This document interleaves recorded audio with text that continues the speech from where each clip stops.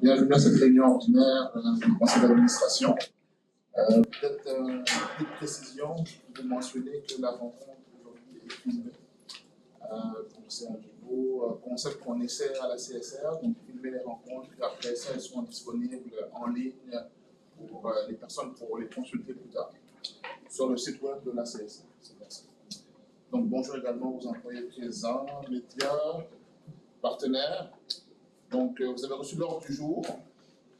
Est-ce que vous avez des points autres à rajouter à l'ordre du jour?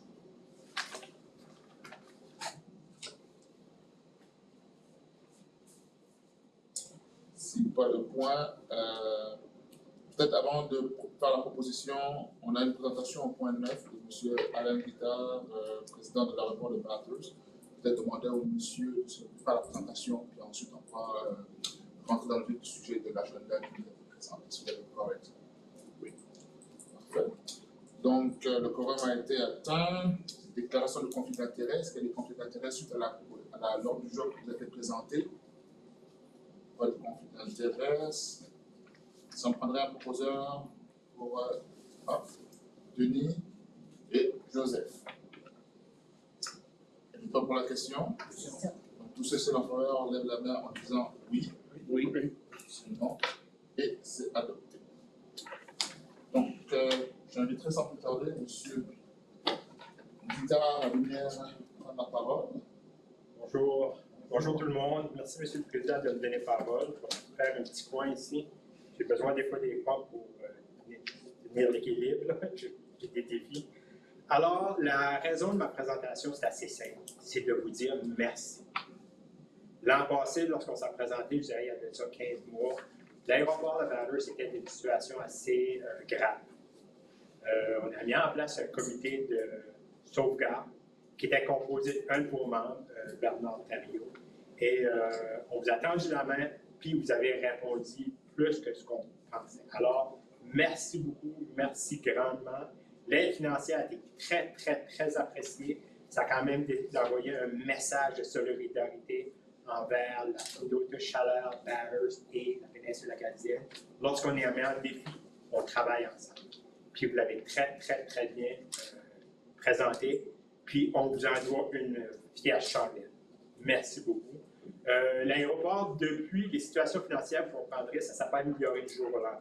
On est encore en défi. Par contre, on voit la lumière. Avec l'annonce qui a été faite en début mai, un nouveau vol de Pascal, un nouveau transporteur, va faire le vol Bathurst, Saint-Jean, Halifax. Maintenant, il vient de s'ajouter Sydney. Alors, tu vas pouvoir partir de Bathurst. Qu'est-ce qu'on vient de faire? On offre aux gens le bassin, ce qu'on pourrait dire, de vol, qui est l'aéroport de Bathurst, à 1 heure de route, on touche un bassin de 134 000 passagers. Alors, on vient d'offrir à nos passagers des options. Avant ça, Bathurst, arrivé à Bathurst, c'était de prendre un vol Bathurst-Montréal. Présentement, il y a 4 vols semaine, donc il y a des brèches.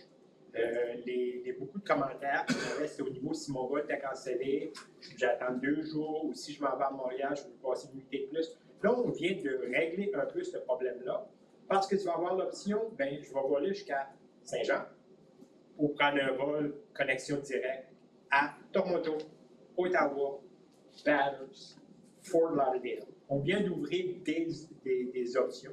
Ou, si tu veux continuer à Halifax, tu ne quittes pas d'avion, c'est le même avion, c'est un Saab 350.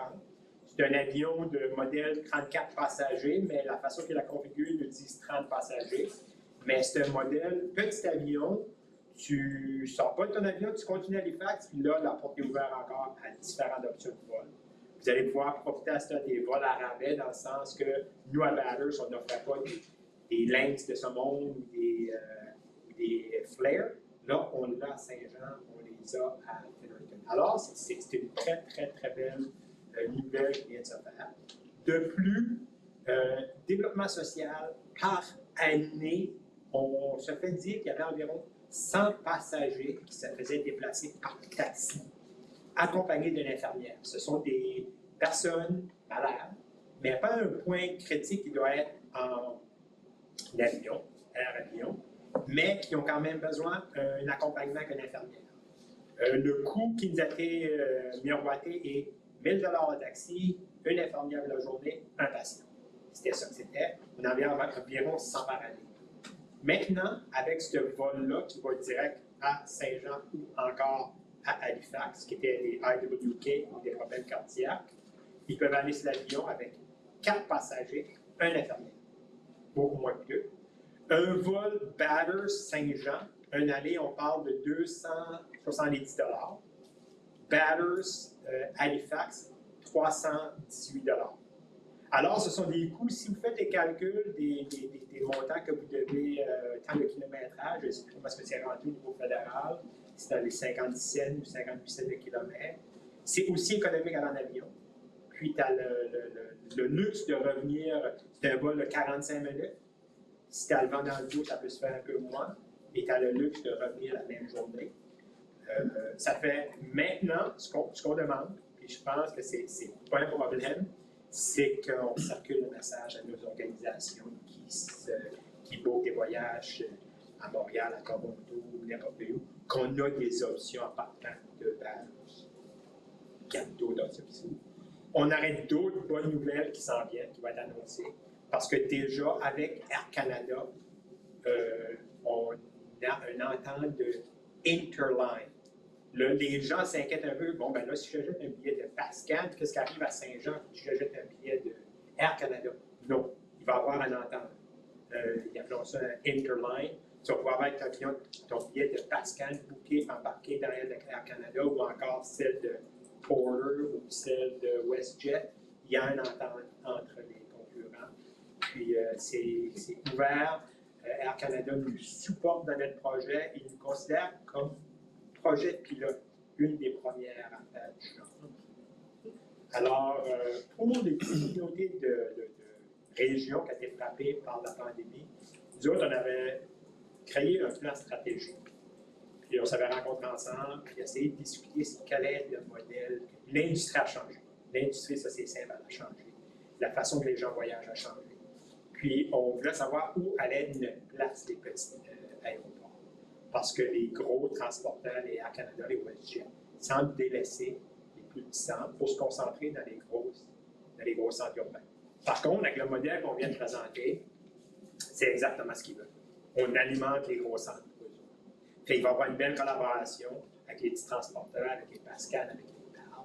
Puis nous autres, c'est le modèle qu'on voulait travailler avec. Il faut être réaliste, l'aéroport de Bathurst, puis toute la communauté. On n'a pas la capacité pour remplir un avion de 200 passagers à chaque jour, 3 vols Montréal. C'est plus réaliste un vol de 30 passagers, 3 ou 4 fois par jour. Plus réaliste et beaucoup mieux pour les voyageurs. Puis on peut atteindre encore nos objectifs de 50 000 passagers. Alors, je vous dis merci. À la dernière CSR, le président a aussi fait mention au public de dire merci lorsqu'on rencontre des élus de la péninsule pour le support que vous avez apporté. Ça a été très, très, très apprécié.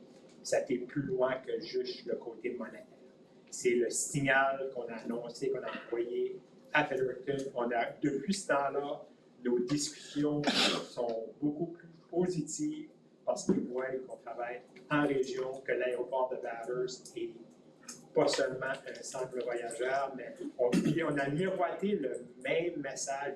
Vous avez miroité le même message. L'importance pour notre système de santé, l'importance pour les travailleurs étrangers, l'importance pour nos étudiants internationaux. On a martelé ça, l'importance pour le recrutement des infirmières étrangères. Alors, c'est le même message qui a été martelé par vous autres quand vous avez pris parole dans des événements. C'était tout le temps la même chose. Puis, ça a marché. On a des belles choses qui s'en viennent. La première année, le vol commence en septembre, on peut me dire qu'on serait censé terminer la première année avec un surplus, environ 75 000 $. Ça fait, on va devoir se bâtir un nouveau compte de réserve parce qu'on les a épuisés. Mais le conseil d'administration, on est quand même fiers d'avoir épuisé nos fonds de la façon qu'on l'a fait. On a réussi à maintenir. Notre inquiétude, c'était de parler de statut auprès de Transport Canada. Lorsque tu perds ton statut d'aéroport, c'est tout aéroport et aérodrome, mais ce n'est pas tous des aérodromes qui sont aéroports. Alors, si tu perds ce statut-là, c'est très difficile, voire même impossible de pouvoir le revoir. Alors, on vous dit merci de votre support, ça a été très apprécié. Puis, j'espère que la région Chaleur, on pourra vous aider de la même façon lorsque vos besoins seront. Merci beaucoup, M. Guittard, pour cette mise à jour très encourageante. Donc, c'est bien de voir que l'aéroport n'est plus sur respirateur artificiel, on peut le dire comme ça, et de voir qu'il y a de nouveaux trajets, de nouveaux services qui sont disponibles via Bathurst pour justement d'autres destinations en Atlantique. Donc, on vous dit bravo également à vous pour le travail que vous avez fait. Je sais que la péninsule, on a, comme vous l'avez dit, ensemble, on va plus loin, puis on a voulu contribuer parce que c'est un aéroport régional, mais c'est certain que vous avez également eu à faire un travail de lobbying, de rencontre et tout, donc on vous félicite également pour votre leadership dans ce dossier. Et si, je parle peut-être au nom de tout le monde, s'il y a d'autres éléments également qu'on peut contribuer, soyez, comptez-nous comme des partenaires, et on sera toujours à la table si jamais vous avez besoin. Je laisse le soin également peut-être à d'autres d'ajouter quelque chose si... Ajouter que d'ici quelques semaines ou un mois, il va y avoir une pancarte Pascal, un nouveau billboard qu'appelle va être mis dans la péninsule acadienne. Là, tout le mois de juin, dans la région Bathurst, il va se déplacer dans la région ici. Merci. Merci tout le monde et bonne réunion. Merci beaucoup. Ça fait 22 c'est beau. Merci, bonne journée. Ça va, Bonjour. Je suis votre guide pour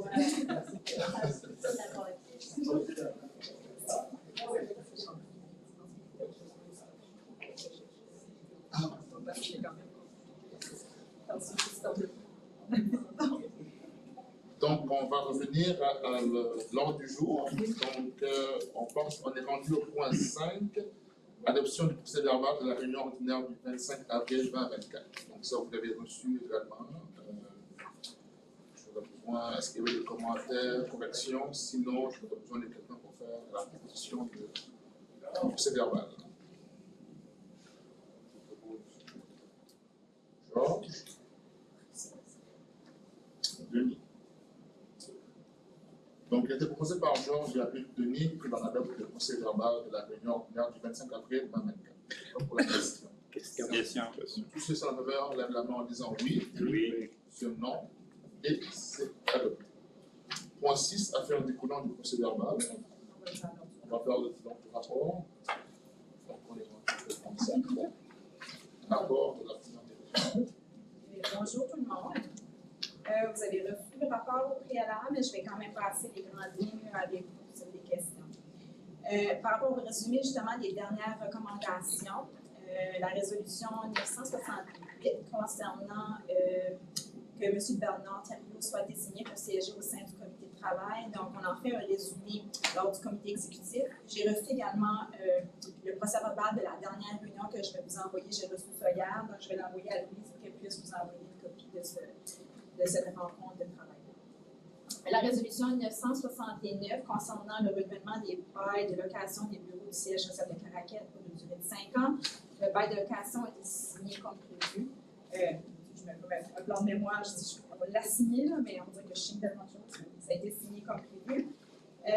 Résolution 971 concernant le montant du 20 000 qui était supplémentaire à ce qui avait été prévu au budget au niveau de la ville au bout, mais qu'on demandait, par exemple, qu'il y avait un respect en matière d'entretien dans le cadre du maintien renommé santé prestige, fournisse un guide d'entretien détaillé aux municipalités.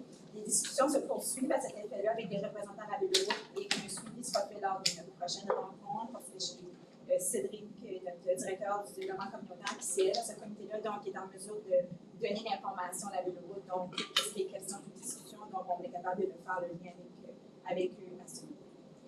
La résolution 973 concernant un sous-comité sur le dossier de l'utilisation des services d'incendie. Donc, tous les membres ont été identifiés. Je sais qu'il en manquait un dans une région particulière, mais là, je pense qu'on est correct pour commencer très prochainement. Donc, une prochaine rencontre se tiendra dès que possible.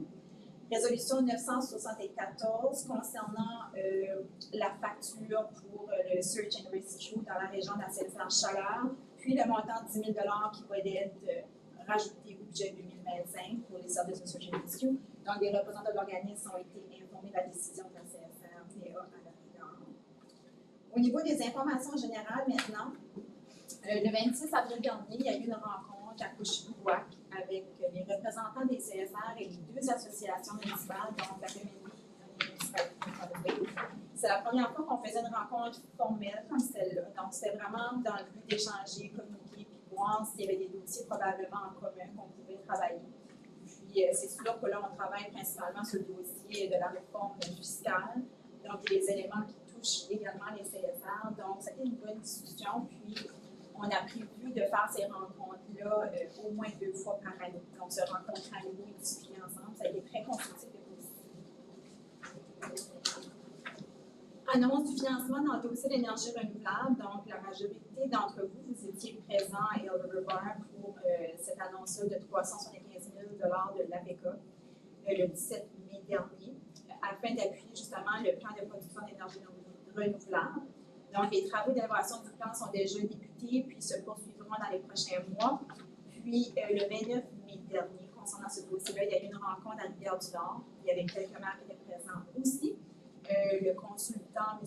Justin Labellois, était présent. Il y avait une présentation de qu'est-ce que pourrait être une alliance éventuelle au niveau de l'énergie renouvelable. Donc, on commence avec les maires et les directeurs généraux. Éventuellement, dans quelques semaines, on espère élargir au tout ça. Donc, on veut vraiment faire donner de l'information concernant ce dossier-là. Rencontre dans les premiers dirigeants et les représentants des différents ministères. Donc, la première semaine du mois de juin, je suis présente à Fredericton pour discuter avec différents ministères.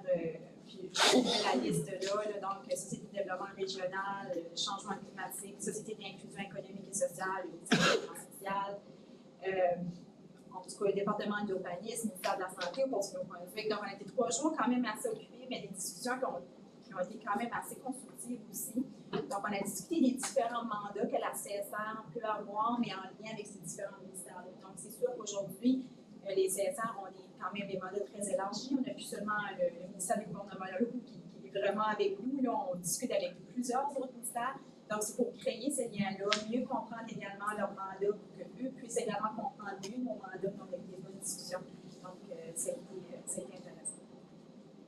On a également aussi discuté de l'établissement des nouvelles normes de services qui vont se travailler dans les prochains mois, c'est-à-dire qu'au niveau des CSR, ça faisait partie des recommandations du livre blanc. Une des dernières recommandations du livre blanc, c'est que les CSR, oui, on a de nouveaux mandats, mais éventuellement, c'est de créer une certaine norme par rapport à ces mandats-là. Donc, si par exemple, on a un mandat de développement économique, qu'est-ce que ça devrait ressembler un service de développement économique au niveau d'une CSR? Donc, c'est d'avoir au moins une base minimum pour s'assurer que les gens ou les CSR puissent répondre au moins à cette base minimum-là. Étant donné que c'est encore assez complexe, on a fait la recommandation de commencer avec le service d'urbanisme, de créer des normes au niveau du service d'urbanisme, étant donné que ça fait longtemps qu'on a des services d'urbanisme sur notre aile, donc on comprend mieux ce service-là. Puis on va probablement commencer avec ce service-là, et par la suite, on pourra créer le gabarit de comment on crée une norme de service, et par la suite, on pourra l'établir sur les différents autres services. Fonds de fiducie d'environnement, c'est juste pour vous informer qu'on avait reçu les fonds au niveau du Fonds de fiducie d'environnement, deux pour des projets de sensibilisation, recyclage et sensibilisation au niveau des déchets ménagers dangereux. Mais non, on a également reçu 20 000 $ pour le projet d'adaptation au changement climatique pour le district rural de Péninsule, donc pour la région de Mexico. Les municipalités, pas tous, mais la majorité, vous avez reçu également 20 000 $ du Fonds de fiducie d'environnement pour appuyer le projet qu'on travaille avec Valorez au niveau de l'adaptation au changement climatique. Donc, ça, c'est la partie de contribution municipale à ce projet-là. Donc, même si, par exemple, que les 7 municipalités, le district rural, vous avez fait une demande, même si certaines d'entre vous l'avez peut-être pas reçu, le but, c'est d'avoir le fonds en général. Donc, si 20 000, Tracadie a eu 20 000, Caraquette a eu 20 000, mais autant, vous n'avez pas reçu 20 000, le but, c'est le montant total qu'on voulait s'assurer qu'on avait au moins le premier montant pour la première année de contribution des municipalités pour le projet de 1,4 million qu'on a reçu au niveau de Valorez. Donc, puis ça, on n'en parle pas maintenant officiellement, mais éventuellement, ça va s'en venir, mais ça nous prend les contributions municipales du Fonds de contribution à l'environnement. Ça, c'était pour la première année. Je sais qu'il y a eu une demande qui doit être faite, puis ça va. Je sais que ça a été discuté au niveau de peut-être vos directions générales. Ça va nous prendre quand même un engagement pour les 4 prochaines années. Donc, ce projet-là, il est sur une période de 4 ans. Donc, on a reçu 1,4 million sur une période de 4 ans. Les municipalités, il faut qu'il y ait une contribution de 12 000 par année pour qu'on puisse recevoir ce montant. Ça ne veut pas dire qu'on va recevoir des fonds de contribution d'environnement toutes les années, mais la discussion qu'on a avec la province est très positive. Donc, eux s'engagent, mais comme vous savez, on ne peut pas promettre des fonds de contribution d'environnement, mais d'après les discussions qu'on a avec les fonctionnaires, eux s'engagent à ce que la région de la péninsule acadienne reçoive les fonds nécessaires qui correspondent au montant des municipalités qui devraient contribuer au projet. Mais il va falloir quand même que les municipalités envoient une lettre pour signifier leur intérêt et leur contribution pour les 4 prochaines années. On ne l'a pas fait encore, on l'a seulement fait pour la première année, mais ça serait bien qu'on puisse avoir cette contribution-là pour dire que les municipalités vont contribuer 12 000 par année pour les 4 prochaines années dans ce projet. Je vais en discuter avec nos directeurs généraux, là, mais je vais quand même vous informer que c'est une demande qui doit s'en venir, puis que peut-être que ça va tomber sur l'automne du conseil, mais je ne veux pas non plus que vous voyez ça comme étant négatif dans le sens, OK, il va falloir qu'on contribue. Donc, ça va être des fonds de contribution à l'environnement. Mais juste pour être certain, si en cas de, je ne sais pas, de surprise que le fonds de contribution à l'environnement ne sera pas là, il faut quand même qu'on continue, nous, à contribuer sur ce projet-là. Donc, c'est juste pour vous informer que ça s'en vient. On a reçu également un montant de 57 900 pour appuyer la CSR dans sa stratégie de développement du logement. L'étude va être finalisée dans les prochaines semaines. On s'attend à ce qu'on reçoive le document à la mi-juillet, hein, Cédric? Mi-juillet, stratégie de logement. Donc, on devrait être en mesure de vous présenter ça très, très prochainement. Au niveau des sources d'administration, vous voyez au niveau des comités d'hygiène et de sécurité de travail, on a 3 différents comités d'hygiène. Regarde, je vous laisse sortir, on a 3 différents comités d'hygiène qui travaillent quand même assez fort. Beaucoup de modifications, des changements à apporter au niveau de notre façon de procéder, mais ils se rencontrent assez souvent, donc on travaille pas mal là-dessus. Au niveau du suivi trimestriel, au niveau de la stratégie régionale, c'est ça que j'ai projeté sur mon écran. Je vais revenir à la fin de mon rapport. Je vais passer ça rapidement avec vous pour juste vous présenter où on est rendu avec ça. Donc, vous pouvez maintenant tourner à la page 5 parce que ça fait toute partie du rapport, mais je vais vous présenter ça à la fin. Donc, à la page 5, communication et marketing. Donc, site internet csr.ca, donc au niveau corporatif, là, la date pour le lancement officiel du nouveau site web est le 28 juin prochain. Ça devait être dans le mois de mai, mais le rapport annuel nous a pris énormément de temps, donc on a repoussé un peu la date du lancement officiel le 28 juin. Oui, non, pas longtemps. Attendez, OK, parce que mais dans le rapport, c'est le 28 juin. Donc, prochainement, dans les prochaines semaines, on devrait avoir un nouveau site web. Puis, ça va être, c'était aussi le principe, était aussi de, je vous dirais, de rendre un peu plus facile l'accès aux informations, même au niveau du service d'urbanisme, de faciliter les différents processus. Donc, ça devrait bien sûr. Quand j'ai fait mon rapport, c'est le 3 juin.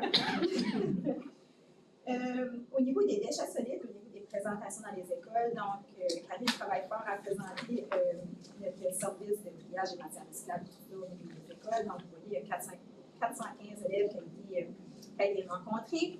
Au niveau des ateliers, production, compostage et biodigesteurs, à chaque année, on fait des ateliers. C'est quand même assez populaire. On a eu au total près de 120 participants cette année qui ont reçu la formation dans les différentes rencontres. Au niveau du service d'urbanisme, maintenant, on a eu 549 demandes de services dans les 48 derniers jours de travail. Il y a eu 177 demandes de permis qui ont été soumises. Dans ces demandes-là, il y a 116 qui sont incomplètes. Quand ce que je dis incomplète, c'est que les gens font une demande par cloud permit. Souvent, il va manquer de documents, mais c'est normal. On s'attend à ça. Donc, il y a un suivi par la suite qui est fait avec la personne qui fait la demande. Donc, on a 116 qui étaient incomplètes. Il y a 45 permis qui ont été émis. 115 permis qui a été émis depuis le début de l'année, c'est 24 de moins que l'année dernière. Donc, on est sensiblement à peu près la même chose.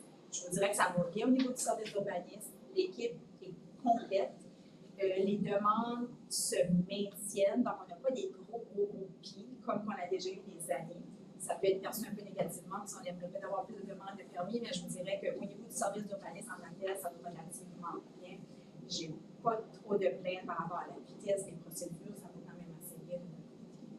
Les valeurs d'investissement au sol sont moins que l'année dernière, 10 millions pour l'année dernière comparativement, 10 millions cette année comparativement à 14 millions, mais comme vous disiez, c'est des gros projets l'année passée qui avaient dû chercher leur permis. Donc, on tourne aux alentours des mêmes investissements que les années précédentes. Au niveau des plaintes et infractions, si je descends un peu plus bas, depuis le début de l'année, on a reçu 59 nouvelles plaintes, donc 17 par le même plaignant. Donc, ça vient quand même, ça demande énormément d'efforts de notre côté. Puis quand on parle de nouvelles plaintes, ce sont des plaintes sur, par exemple, des gens qui disent, mais par exemple, je ne sais pas, il y a une construction qui a été faite sur une ligne de terrain ou que lui n'aurait pas dû construire ça. Donc, ce sont des différentes plaintes qu'on reçoit de vos communautés et qu'on doit traiter au nom des municipalités. Sur les 173 dossiers actifs qu'on a actuellement, il y en a 22 qui ont été fermés. Il y a 70 qui sont sur les tables des conseils municipaux et 9 qui sont en traitement. Donc, on a 20 dossiers devant la cour aussi qu'on gère par ça. Autre point. Juste une petite question. Oui. 17 plaintes par le même plaignant. Oui.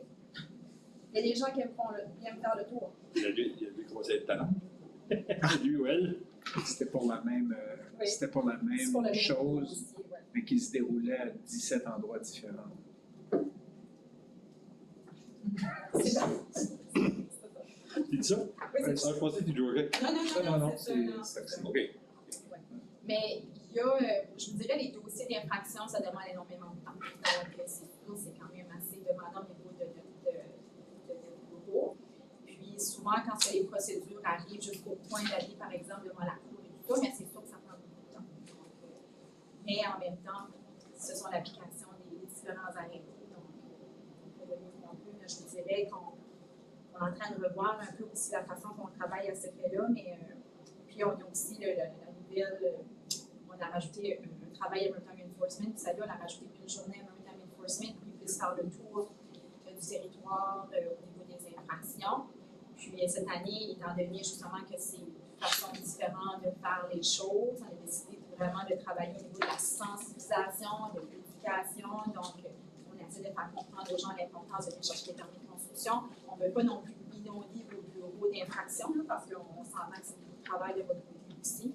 Puis on veut vraiment travailler au niveau de la sensibilisation et de l'éducation, puis je vous dirais que ça va quand même relativement bien. L'année prochaine, on sera moins dans la sensibilisation et l'éducation, on va vraiment être plus proactif, mais on trouve une façon de procéder qui maximise également nos opérations et vos opérations aussi. Notre service d'inspection a visité le site d'élévation à Beresford. Il s'agit d'une usine de logement fabriquée à partir de containers recyclés. Je ne sais pas si vous avez déjà entendu parler, là. Mais cette rencontre nous a permis de mieux comprendre le processus de fabrication et le potentiel de ce type de logement. C'est qu'on avait eu une demande potentielle dans une municipalité pour la construction de logements avec ce type de fabrication-là, avec des containers. Donc, nous, pour faciliter l'inspection de ces bâtiments-là, mais nos inspecteurs sont allés visiter directement le site de fabrication pour mieux comprendre, par exemple, au niveau de l'isolation et tout ça. Donc, c'est plus facile par la suite quand ils vont faire les inspections dans les bâtiments. Donc, ils ont été capables de se faire répondre aux questions avec les constructeurs de ce bâtiment. Un répertoire des demandes de permis pour multilogement a été établi à l'interne. Celui-ci nous permet un suivi plus rapide et personnalisé des demandes majeures. Comme vous le savez, certaines municipalités, vous avez reçu des fonds d'accélération. La SDR aussi a du financement au niveau des logements, le fédéral, la SHL. Donc, des fois, ça provoque beaucoup de demandes d'informations à nos bureaux, puis à vos municipalités également, probablement. Donc, de notre côté, pour faciliter justement, pour maximiser ces opérations-là, on a trouvé une façon de s'assurer qu'on ne se perdait pas parce qu'il y avait beaucoup de demandes d'informations, mais des fois, je vous dirais que ça prend beaucoup d'informations pour s'assurer que les projets soient faits en conforme avec les municipalités, beaucoup de rencontres avec les municipalités. Puis, il y a beaucoup de municipalités qui le font déjà, puis je vais le redire, comme je vous l'ai dit la dernière fois, si vous avez des promoteurs qui viennent chez vous, qui parlent de projets de logement, s'il vous plaît, essayez de concorder des rencontres avec notre service d'urbanisme aussi, qu'on puisse se rencontrer ensemble avec nos urbanistes. Ça permet de partir du bon pied avec un projet que d'arriver en mi-parcours et de dire oui, non, ça ne marche pas. Ça, c'est plus difficile pour les entrepreneurs là, à avaler la pilule. Donc, dès que vous avez une discussion avec les entrepreneurs au niveau de vos conseils WhatsApp, puis ça, on le répète à votre staff, là, mais s'il vous plaît, avisez-nous pour qu'on puisse nous autres embarquer dans le portrait dès le départ. Ça facilite bien les choses. Puis également, on a participé à une séance de consultation avec la SCHL sur le catalogue de conception de logement. Je ne sais pas si vous en avez entendu parler, mais pour justement faciliter et rendre les processus beaucoup plus rapides, il y aurait justement les entrepreneurs qui veulent construire des logements qui auraient un catalogue qui pourraient choisir là-dedans. Nous, on va choisir quelque chose comme ça. Puis nous, ça facilite beaucoup plus son processus parce que c'est déjà étudié, évalué, tout ça, qu'on sait qu'est-ce qu'il est besoin. On a participé, là, ça je pense que c'est seulement pour 2025, mais quand même, au moins, on a participé à ce premier processus. Parce que je pense que le catalogue ne sera pas prêt à ce temps-là. Hein? Je me rappelle bien, le catalogue ne sera pas prêt à ce temps-là. Non, avant 2025, donc c'est super. La fin de cette année, je pense qu'ils essayaient peut-être de voir quelque chose, mais ça serait peut-être pour nous. Mais ça ne se limitait pas seulement à ce qu'il y avait dans le catalogue. Se mettre à des plans. Oui. Y faire un peu de ça, ça pourrait être Ça accepté pourrait aussi. peut-être, oui, mais c'est ça. Le Schengen Service d'urbanisme participe à toutes ces rencontres-là pour s'assurer d'être à jour. Puis je sais que vos staffs municipaux aussi sont là, donc c'est juste pour s'assurer qu'on est sur la même longueur d'onde au niveau de service de gestion des déchets solides, maintenant au niveau du triage, l'équipe de triage est complète. Ça assure quand même une bonne production, je vous dirais, ça va quand même relativement bien. Mais là, c'est sûr que les vacances arrivent, donc il faut être en mesure de gérer les vacances. Ça demeure un défi, mais il reste qu'au moins notre équipe est complète. Déjà là, au niveau de la collecte, vous savez qu'on fait la collecte des gros déchets. Ça a commencé un peu en retard cette année parce que notre camion était. Donc, on a dû trouver une solution, puis on a rattrapé ce retard-là, par exemple, mais ça a été difficile pour commencer. Puis, comme vous savez, le cycle de collecte des gros déchets, mais c'est aux 3 semaines. Si, par exemple, vous appelez pour ramasser les gros déchets, vous êtes capable de recevoir le même service dans une période de 3 semaines. Donc, on fait le tour de la péninsule dans 3 semaines. Il faut s'assurer d'appeler. Oui, vous pouvez appeler, oui, parce que si vous le mettez sur le bord du chemin, il ne ramassera pas. Il faut vraiment être en mesure d'appeler. Puis, on peut utiliser Messenger, on peut utiliser les différentes méthodes là, avec le courriel et tout ça, mais il faut que les gens soient. Faut qu'ils appellent. Mais même si les gens, maintenant que je sais pas, moi, ils manquent le cycle, ils mettent des. Non, il ne ramassera pas.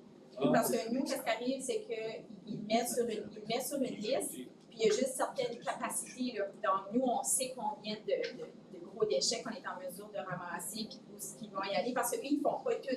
Ils font pas toute la péninsule, ils vont aller aux endroits qui sont spécifiques. Donc, si vous mettez seulement les déchets sur le bord du chemin, ils vont les ramasser. Ça devient un problème parce qu'on a regardé ça là. Quand il voit un déchet sur le bord du chemin, ils pensent à une collecte sélective, on met sur le bord du chemin. Mais je vous dis. Non, mais c'est moi, je pourrais aviser ces gens-là qu'il faut absolument qu'ils appellent. Puis ils appellent. Il y a un formulaire aussi sur le site web. Le service de gestion de déchets que les gens peuvent. Habituellement, s'ils ne savent pas, là, il n'y aura pas de site web non plus. Là. Je vous dirais que notre service de déchets ne va pas laisser des poubelles sur le bord du chemin. Et donc, si par exemple, il y a des gens qui ne comprennent pas le message, je sais que Gary s'assure que les déchets sont quand même ramassés. Je vous dis que le réflexe, c'est qu'il faut appeler à l'avance pour être en mesure de le faire. C'est certain qu'il y a des gens qui ne savent pas, en tout cas, je suis content de Ben, je vous dirais que ça va quand même relativement bien. On l'a mis l'outil. On n'a pas beaucoup de plaintes, je vous dirais, là-dessus, parce que absolument ça se mange dans mon bureau, mais j'en ai pas tant que ça. Mais ça arrive des fois que les gens mettent leurs déchets là, mais je sais que nous, on reçoit l'information d'une autre façon, et par la suite, Mais tant que ça arrive chez nous, là, ça fait passer un mois qu'il y en a deux places, là, probablement qu'il y en a un qui a vu l'autre. Est-ce qu'on peut appeler nous autres mêmes comme oui, la municipalité peut appeler, puis parler directement avec Gary, puis on peut trouver des moyens de c'est votre service, là. Non, mais à un moment donné, j'ai quasiment prendre l'initiative moi-même, d'aller chercher mon trailer dans les tours. Comment on va tourner à Fagnolet? Non, mais écoute, ça fait dur. Non, je comprends. Puis seulement appeler au bureau, puis c'est avec Gary qu'on est capable de trouver des solutions comme ça. Merci. Au niveau des normes de sécurité, comme le plan d'écologisation des emballages, des produits de papier non conduits, donc Security Materials, Et donc, depuis le 1er mai, le coût du triage des matières recyclables collectées dans le territoire desservi par la CSR est assumé par Circular Materials, donc selon l'entente établie là. Donc, le système de rapport et de facturation est bien établi. Donc, le coût de la collecte sélective, nous, est assumé aussi par Circular Materials. Donc, le coût des matières de triage, puis également le coût de la collecte. Donc, on reçoit au niveau de la coût de la collecte 32 par habitation. Donc, ça fait commencer le 1er mai. Puis, on fait les remboursements mensuels aux 2 semaines. Donc, ça nous permet d'avoir ce financement-là qui nous aide grandement. Le plus de croissance, en temps de contribution avec le KINER, vous le savez, donc on a signé un entente de contribution avec le KINER, 50 000 cette année. Donc, il nous permet de travailler avec eux pour répondre à nos objectifs en lien avec l'accueil et la rétention des nouveaux arrivants, principalement sur la formation de sensibilisation culturelle. Donc, ça, c'est un mandat qui est clair avec eux. Donc, ils ont la responsabilité de faire cette formation-là auprès des employeurs. Puis, je sais qu'ils l'ont déjà fait, donc ils ont commencé à faire la formation, puis ça se poursuit cette année. Dialogue sectoriel aussi avec la Société d'inclusion économique et sociale. Donc, le 11 avril, je sais qu'il y a certains parmi vous qui étaient présents au Centre communautaire d'Inkerman pour les séances de discussion en lien avec les pistes de solutions pour améliorer l'accessibilité à divers services et favoriser l'inclusion de tous. Ce qu'on a pu se rendre compte, c'est que le secteur d'entreprise ou les entreprises étaient peu présents à ces rencontres-là. Donc, on essaie de trouver des façons de communiquer avec eux, de là, je garde Claude justement, parce que c'est un défi sur Claude aussi, là, Claude qui est un gestionnaire en développement économique. Mais quand on envoie des sondages, tout ça, c'est difficile. Donc, de recevoir les réponses qu'on aimerait avoir, le taux de réponse. Donc, il faut qu'on trouve différents moyens pour aller les chercher. Donc, je sais qu'on travaille à ce niveau-là, mais on aurait aimé avoir leur rétroaction sur le dossier au niveau de la pauvreté, puis voir qu'est-ce que pourrait aider les entreprises par rapport à ça. Mais je sais qu'on travaille pour essayer de chercher le plus de possible. Rencontre avec Beautify le 16 avril, donc stratégie de marketing numérique 2024. Donc, on y est, puis probablement que vous voyez peut-être un peu moins parce que c'est pas d'ici à vous, lorsqu'on fait une campagne au niveau de la péninsule acadienne, c'est à l'extérieur. Donc, on a un contrat avec Beautify pour vendre la péninsule acadienne, ses attraits touristiques et tout ça. Donc, ça passe pas mal dans les dernières semaines. Je garde quelques avis, mais c'est ça que c'est quand.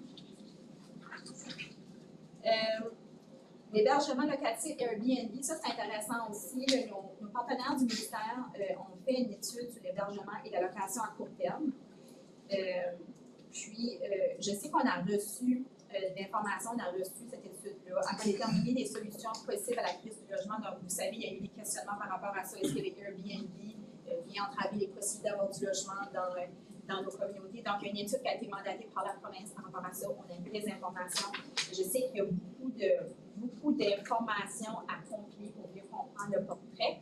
Donc, dès qu'on aura tout ça, parce que ça va être supposé être publié en juin, donc dans les prochaines semaines, on aura peut-être plus d'informations pour pouvoir vous transmettre cette information aussi. On vous parle également de tourisme sportif. Il y a du travail qui est fait au niveau de la province pour qu'on puisse devenir une destination touristique au niveau du sport. Il y a également une stratégie art et culture aussi. Le musée du Nouveau-Brunswick, basé à Saint-Jean, exprime son désir de créer un réseau provincial au niveau des musées. Donc, vous allez, pour ceux qui ont des musées dans vos communautés, vous allez probablement être appelés à faire partie de ce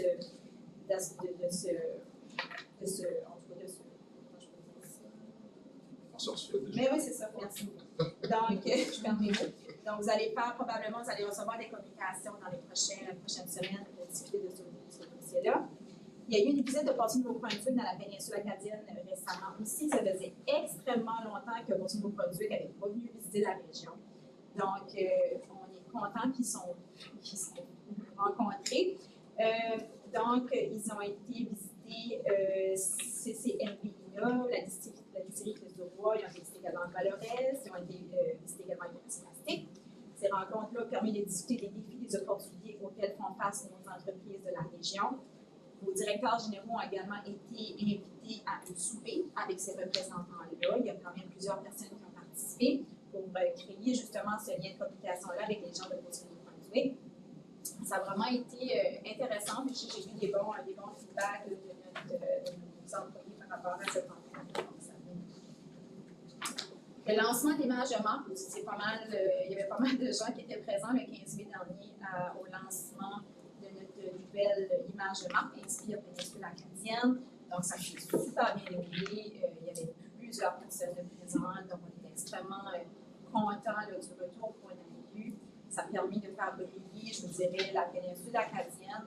Même à ma rencontre que j'ai eue à Fredericton, on en a parlé énormément. Ça a vraiment créé un buzz, je vous dirais. Puis, je pense que Fredericton sont très contents de la direction dans laquelle on va avec notre service justement de croissance. C'est vraiment dans cette direction-là qu'ils souhaitent qu'on allait. Donc, ça a vraiment eu ça a été très positif et constructif. Puis par la suite, on a même eu une rencontre avec Opportunity Nouveau-Brunswick, avec Travail Nouveau-Brunswick, on a eu le même son de cloche également de leur part. Je pense que le travail a bien été fait. Puis on félicite justement les employés qui ont travaillé sur ce dossier-là, que ce soit Geneviève, que ce soit l'équipe justement de Claude, de Xavier, puis de Tony dans le dossier de la croissance. Donc, vous avez fait du bon travail pendant ça. Le lancement de la saison touristique a été fait au même moment aussi, donc on avait quand même plusieurs intervenants touristiques qui étaient là. Donc, on a en mesure de présenter le nouveau guide touristique qui est tellement beau dans la péninsule acadienne. Donc, il est tellement beau qu'on copie maintenant dans les autres régions de guide touristique, mais vraiment, on a été innovateur dans la façon de présenter justement la péninsule acadienne et la vente, donc au travers de votre côté. Formation auprès des opérateurs touristiques, vous voyez qu'est-ce qui a été fait aussi, donc je pense qu'il n'y a pas vraiment de tout, mais il y a beaucoup de travail qui est fait là, par rapport aux services de croissance régionale, y compris tourisme, développement économique. Si vous passez à la page suivante, la page 10, au niveau du développement communautaire, là, vous voyez les différents chiffres au niveau des embarquements, que ce soit au niveau du service de transport collectif, les autobus, que ce soit le déplacement péninsule ici à la page 11. Donc, vous avez toutes ces informations-là pour le mois de mai et le mois de juin. Si vous allez à la page suivante, qui est la page 12, vous voyez conférence de presse, système de répartition destinée au transport collectif.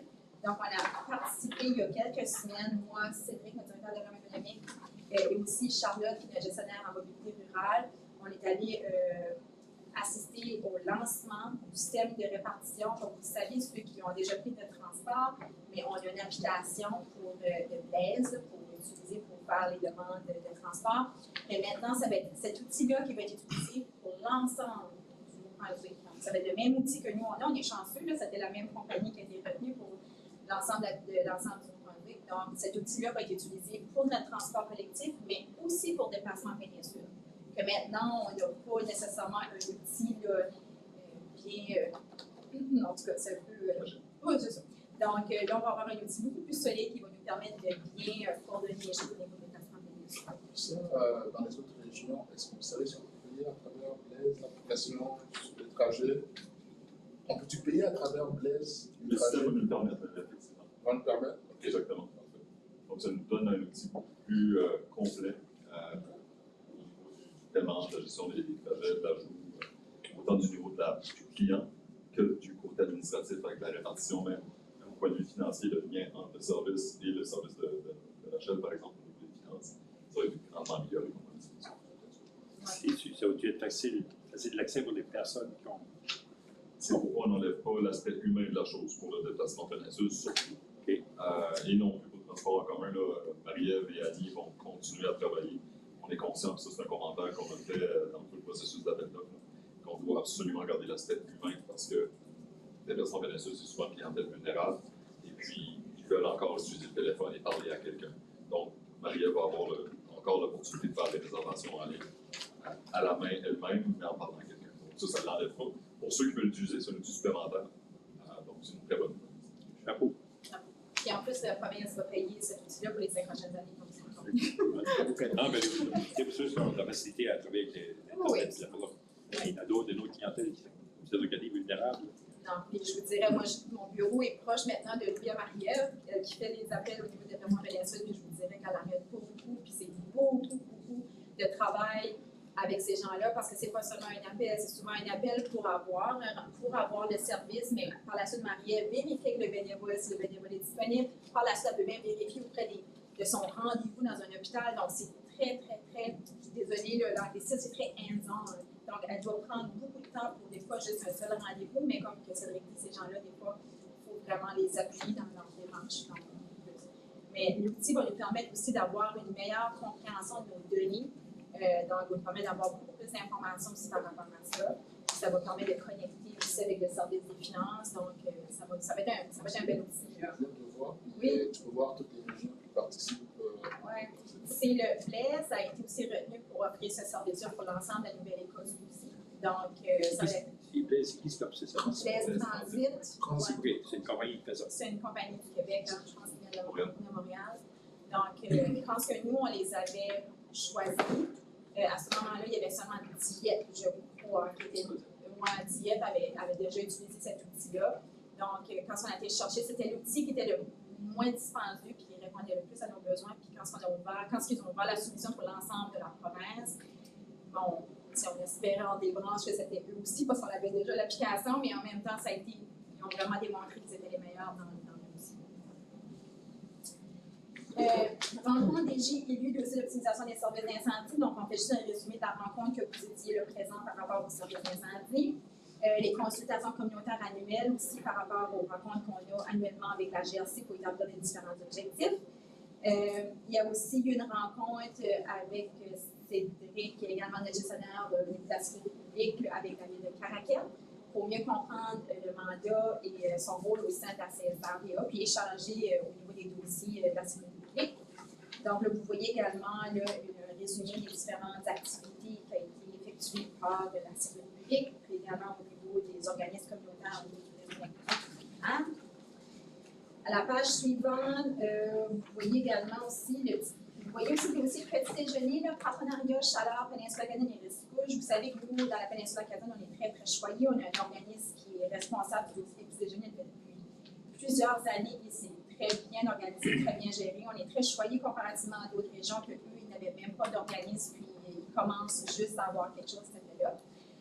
Mais il y a aussi une possibilité, il y a des discussions qui se passent à cet égard-là, de comment on pourrait collaborer avec la CSR Rescouche, la CSR Chaleur, pour créer, je vous dirais, un hub, de recevoir justement les denrées pour être en mesure de redistribuer dans les dossiers du déjeuner.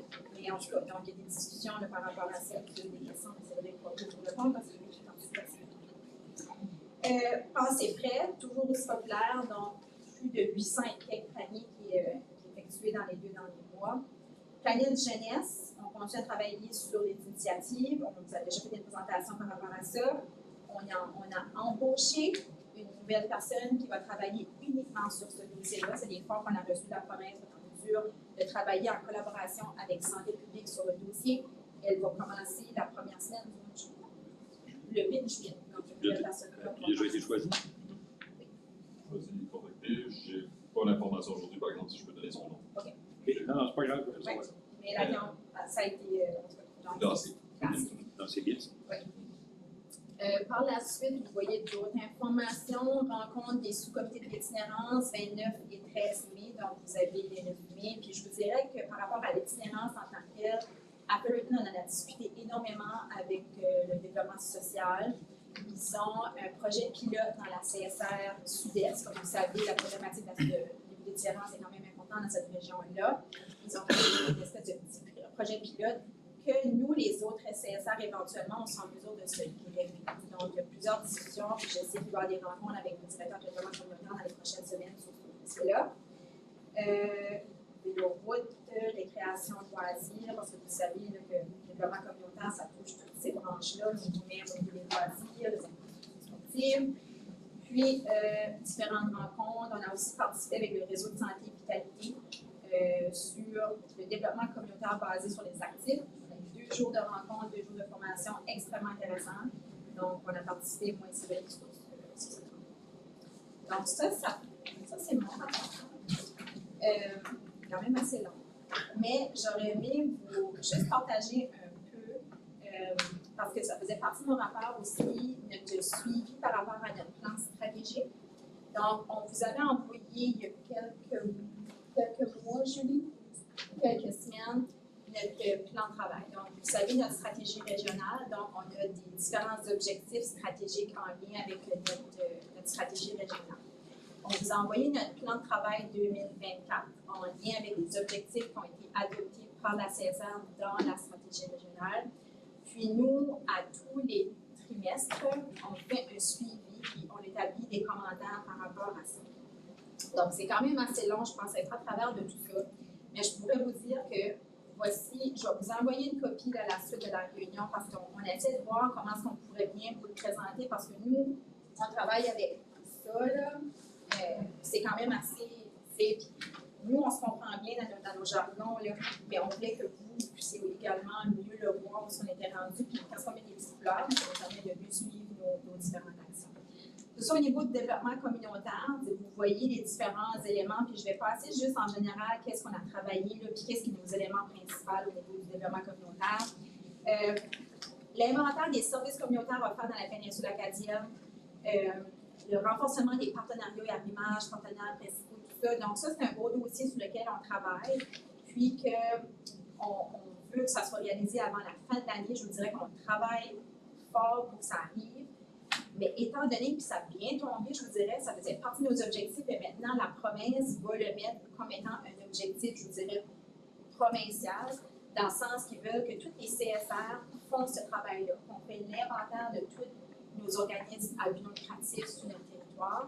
Mais pour s'assurer qu'on compare des pommes avec des pommes, on va créer un gabarit similaire pour l'ensemble de la province. Donc nous, ça fait partie déjà de nos actions, mais ça va faire partie de notre stratégie au niveau de la province. Donc ça va bien. Favoriser l'accès au logement abordable, mais vous savez, l'étude est en cours, donc ça va quand même assez bien à ce niveau-là. Étudier la création d'une agence régionale du logement abordable, on en discute dans le rapport exécutif aussi, ça fait partie de nos discussions. Ça va quand même assez bien, je vous dirais. Puis, la partie qui est comme une espèce de jaune clair là, que vous avez là, la première partie jaune clair. Principale? Oui, jaune clair, ça, c'est des stratégies qui font partie de la stratégie régionale. Okay? Donc, vous allez le voir dans votre stratégie régionale. Qu'est-ce qui est en... C'est toi qui projette ça? C'est bon, ça. Ah, ok, c'est toi, d'accord. Ces actions-là que vous voyez là, ça fait partie de la stratégie régionale. Okay? Ce qui va être en orange plus foncé comme ça c'est nous qui on l'a rajouté au plan. Okay? Donc, ça, c'est pour nous autres. C'est plus comme à l'interne, je vous dirais que nous, on se dit, OK, oui, ça, c'est la stratégie régionale, mais nous, comme organisme, on veut quand même pousser ça un peu plus loin, puis on met des éléments supplémentaires. Ça ne fait pas partie de la stratégie régionale en tant que telle. Je vous dirais qu'en général, je vais diminuer, juste pour vous parler un peu en généralité, là, que ça va quand même assez bien. Il y a une chose, ça commence à faire un peu de sens au niveau de toutes ces informations-là, tout ça, puis les plans nous aident énormément à mieux les idées par rapport à ce travail-là.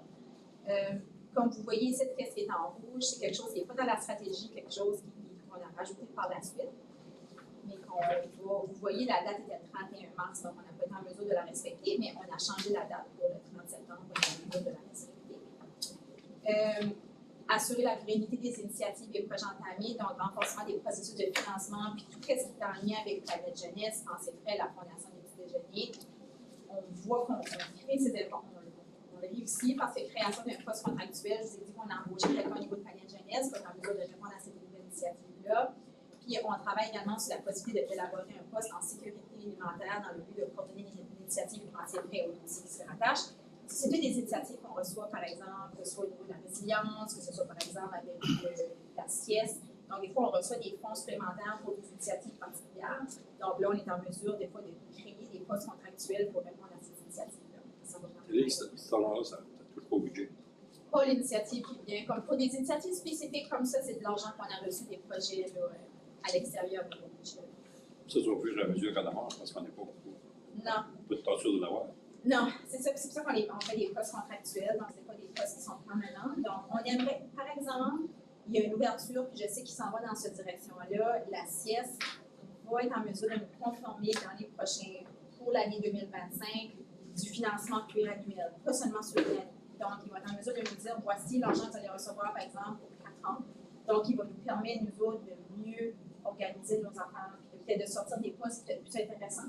Parce que c'est vrai que quand on sort des postes contractuels, c'est plus intéressant de sortir des personnes. Puis cela devrait découler de la stratégie, parce qu'ils sont en train de refaire Au un niveau de plan la stratégique, stratégie, là. Ok, parfait. Juste une petite question, peut-être par rapport, mais c'est peut-être rapport aussi. Ce matin, moi et Joseph, on a assisté à GA de Centre de bénévolat de péninsule acadienne. Ah, c'est ça. Puis on parle d'itinérance là-dedans. Est-ce que ça a le but de service avec la C'est ça, ou c'est C'est le même projet. C'est conjointement. Itinérance. OK. OK. Différent. On travaille beaucoup en collaboration maintenant, puis c'est ça que je trouve qui est intéressant, c'est parce que les gens ont la chance de s'asseoir à la même table. Avant, on ne s'assoyait pas nécessairement à la même table, donc on pouvait avoir cette implication-là, mais je vous dirais, tous les gens maintenant, depuis le centre de bénévolat ou les différents organismes communautaires, on est assis à la même table. Donc, on discute des mêmes dossiers, qui permet d'avancer puis de se mettre ensemble des fois quand on va chercher des ressources. Donc, par exemple, la ressource au niveau de Planète Jeunesse, c'est une initiative de santé publique. Santé publique, eux, vous savez, des fois, les procédures au niveau d'embauche, tout ça, c'est peut-être plus compliqué au niveau du gouvernement. On a dit, bien sûr, c'est plus facile. Donc, c'est nous qui avons reçu les fonds, on a dit, nous, on va faire le processus d'embauche. Donc, on travaille beaucoup en collaboration avec eux, mais les mandats sont les mêmes. Donc, au niveau du développement communautaire, c'est ça.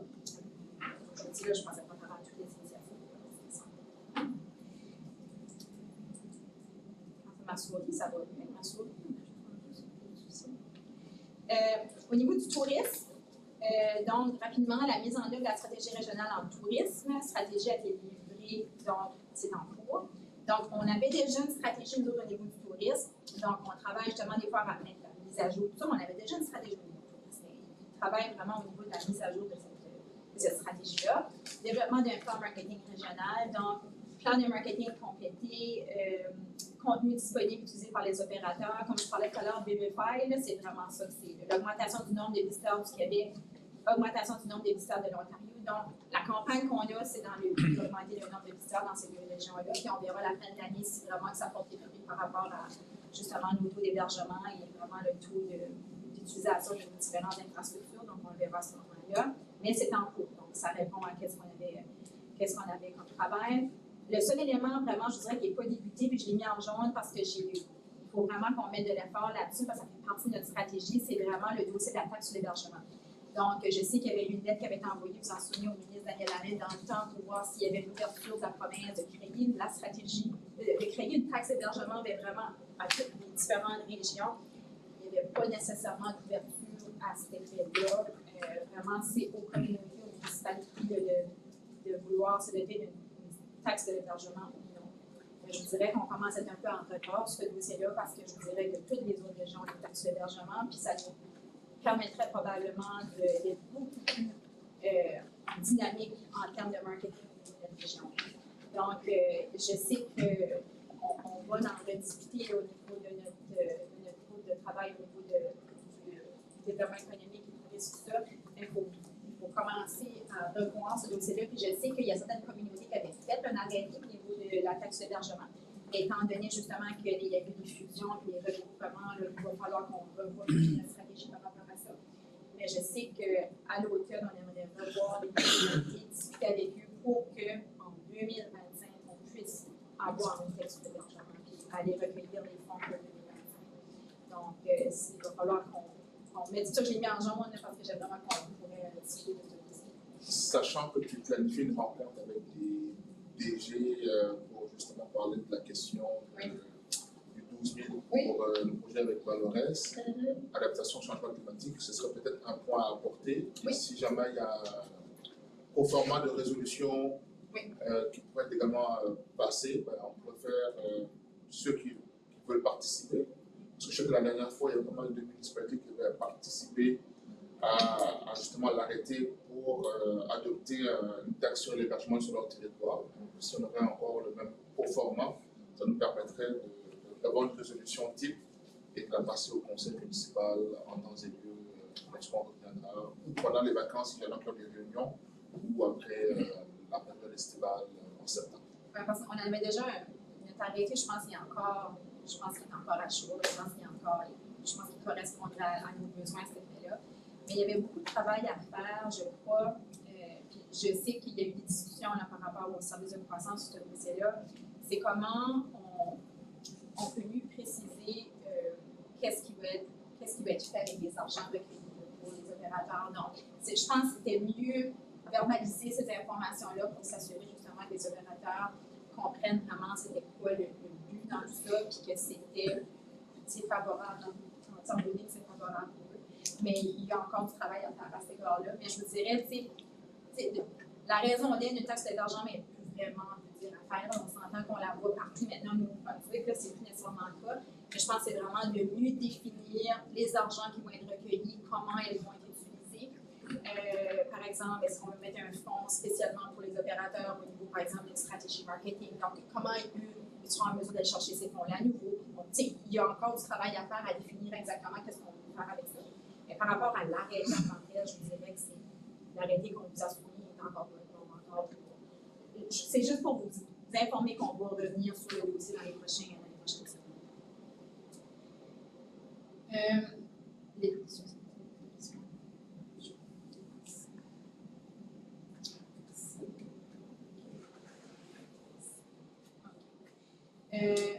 Formation des compétences touristiques avec l'intention d'augmenter la cohérence dans les différents intervenants ainsi que les livreurs de produits de services touristiques. Donc, développer une table de consultation, forum et organiser des événements de valorisation. Donc, on a jusqu'au 12, donc c'est la cours, des forums, des campagnes de valorisation, des journées ouvertes, des réseaux d'ambassadeurs également.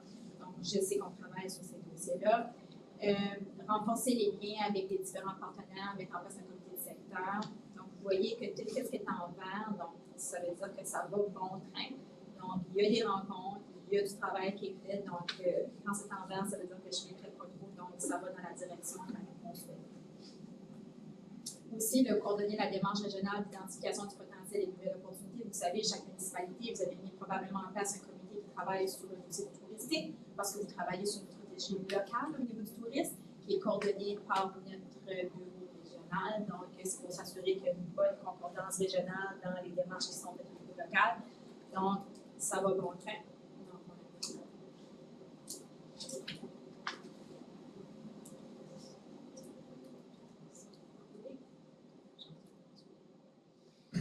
Bon, transport régional.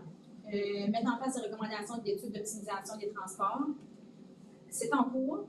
On aurait aimé aller plus vite, mais j'ai pas d'autobus. Donc, ça va prendre les autobus pour aller plus vite. Mais on vous avait dit cet automne et ça semble respecter le délai qu'on nous avait dit. Donc, jusqu'à présent, on devrait être encore dans cette direction-là. Puis vous l'avez vu probablement dans le comité exécutif, la loi a finalement été changée, merci mon Dieu, pour nous permettre d'avoir une plus grande flexibilité au niveau de notre service de transport. Avant, il était rigide, c'était 5 arrêts aux mêmes heures tout le temps, on ne pouvait pas rien changer parce que le permis d'exploitation qu'on avait ne nous permettait pas de modifier nos trajets. Donc là, aujourd'hui, on a la plus grande flexibilité du monde. Donc, on a donné ce travail-là à Charlotte, qui travaille sur un nouveau trajet estival. Donc, il va y avoir un tout nouveau trajet au niveau du transport en commun. C'est qu'on a juste quand même un autobus, on ne peut pas faire des miracles. Mais au moins, ça nous permettra de changer la donne et voir si ça sera plus positif. Donc, si on est capable d'augmenter le niveau d'utilisateur. Donc, on est content de ça. C'est un beau manteau, ça. C'est hein? On est excité, en tout cas. Et parce que, après un an et quelques, faire le même trajet, bon, des fois, on voyait que des fois, ça ne répondait pas nécessairement aux besoins, mais on était pris dans ce genre de trajet-là, donc on ne pouvait pas nécessairement le modifier. Mais là, aujourd'hui, on est capable d'avoir cette flexibilité-là, s'ouvrir aux besoins des organismes beaucoup plus, à l'écoute, puis de modifier ces trajets-là. Qu'est-ce qui a fait que ça a changé de soudainement? C'est la loi. Modifiée. On a assez critiqué à chaque fois qu'on rencontrait les ministres, on le répétait, ils ont compris le message, ils l'ont changé. C'est ça, je me demandais parce que c'était pas que ça passe à l'Assemblée législative. Oui, il y a eu la sanction. C'est ça. Oui. Quand sur le cas Fredericton, le vendredi, quand ils ont passé la sanction, le vendredi que j'étais à Fredericton, ils ont passé la sous-ministre, arrive à la réunion, elle a dit tiens, Nani, ça t'est changé. Chapeau. Chapeau. C'est beaucoup de lobbying. Une fois, j'ai eu une réunion cette semaine au transport régional. Donc, le dossier, comme tu dis, on est en train de regarder un nouveau tracé estival. Mais je pense qu'une fois que ce sera fait, peut-être communiquer l'information aux différentes municipalités pour justement faire la promotion des différents arrêts qui vont être ajoutés pour cet été. Oui, intéressant. Donc, l'identification des offres de services reliés aux événements à besoins communautaires, comme je vous disais, on l'a mis en jaune partiellement à terre parce que les restrictions législatives ne permettaient pas justement de répondre à tous ces besoins-là. Mais malgré tout ça, on est en mesure de répondre, par exemple, au Salon du Livre, au Festival Musique de Maroc, au Festival Rendez-vous au Québec Québec. Donc, on a quand même été en mesure de faire certains événements spéciaux, mais je vous dirais que c'était plus compliqué avec le permis d'exploitation qu'on avait. Les partenariats qu'on a également, ça a été atteint. On a eu un partenariat de 50 000 annuellement avec Uni, pas de partenariat de 4 ans. On est en train de travailler sur une deuxième entente avec l'UMCS parce que là, l'entente qu'on a initiale avec l'UMCS se termine l'année prochaine. Oui, dès qu'on aura 2 trajets, 2 semestres, en tout cas. Donc, on est en train de travailler avec l'UMCS, mais notre but, c'est de travailler, étant donné qu'on est beaucoup plus flexible, de travailler avec les différents organismes pour voir si on peut faire ces partenariats avec eux aussi. Politique de location de commandite, c'est non atteint, mais ça ne faisait pas partie de notre stratégie en tant que telle. C'est nous-mêmes, on s'avait mis cet élément-là, mais on a repoussé la date. L'embauche de nouvel employé, ça devait être fait le 31 mars. C'est possible, mais là, Charlotte est avec nous. Ensuite,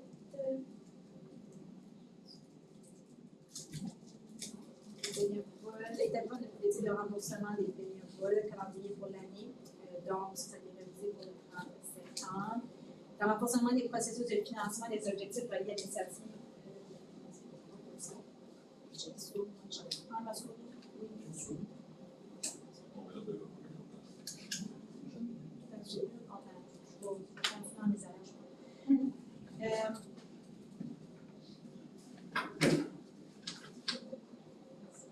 Donc, coordonner le processus de création d'une nouvelle image de marque. J'ai écrit partiellement atteint, mais on l'a l'image de marque. Elle est là. C'est juste qu'on n'a pas l'autobus à la mettre dessus. Donc, on va attendre qu'on va lancer vraiment notre service beaucoup plus complet pour vous présenter la nouvelle image de marque au niveau de l'autobus pour que ça soit beaucoup plus visible, pour que les gens puissent le voir.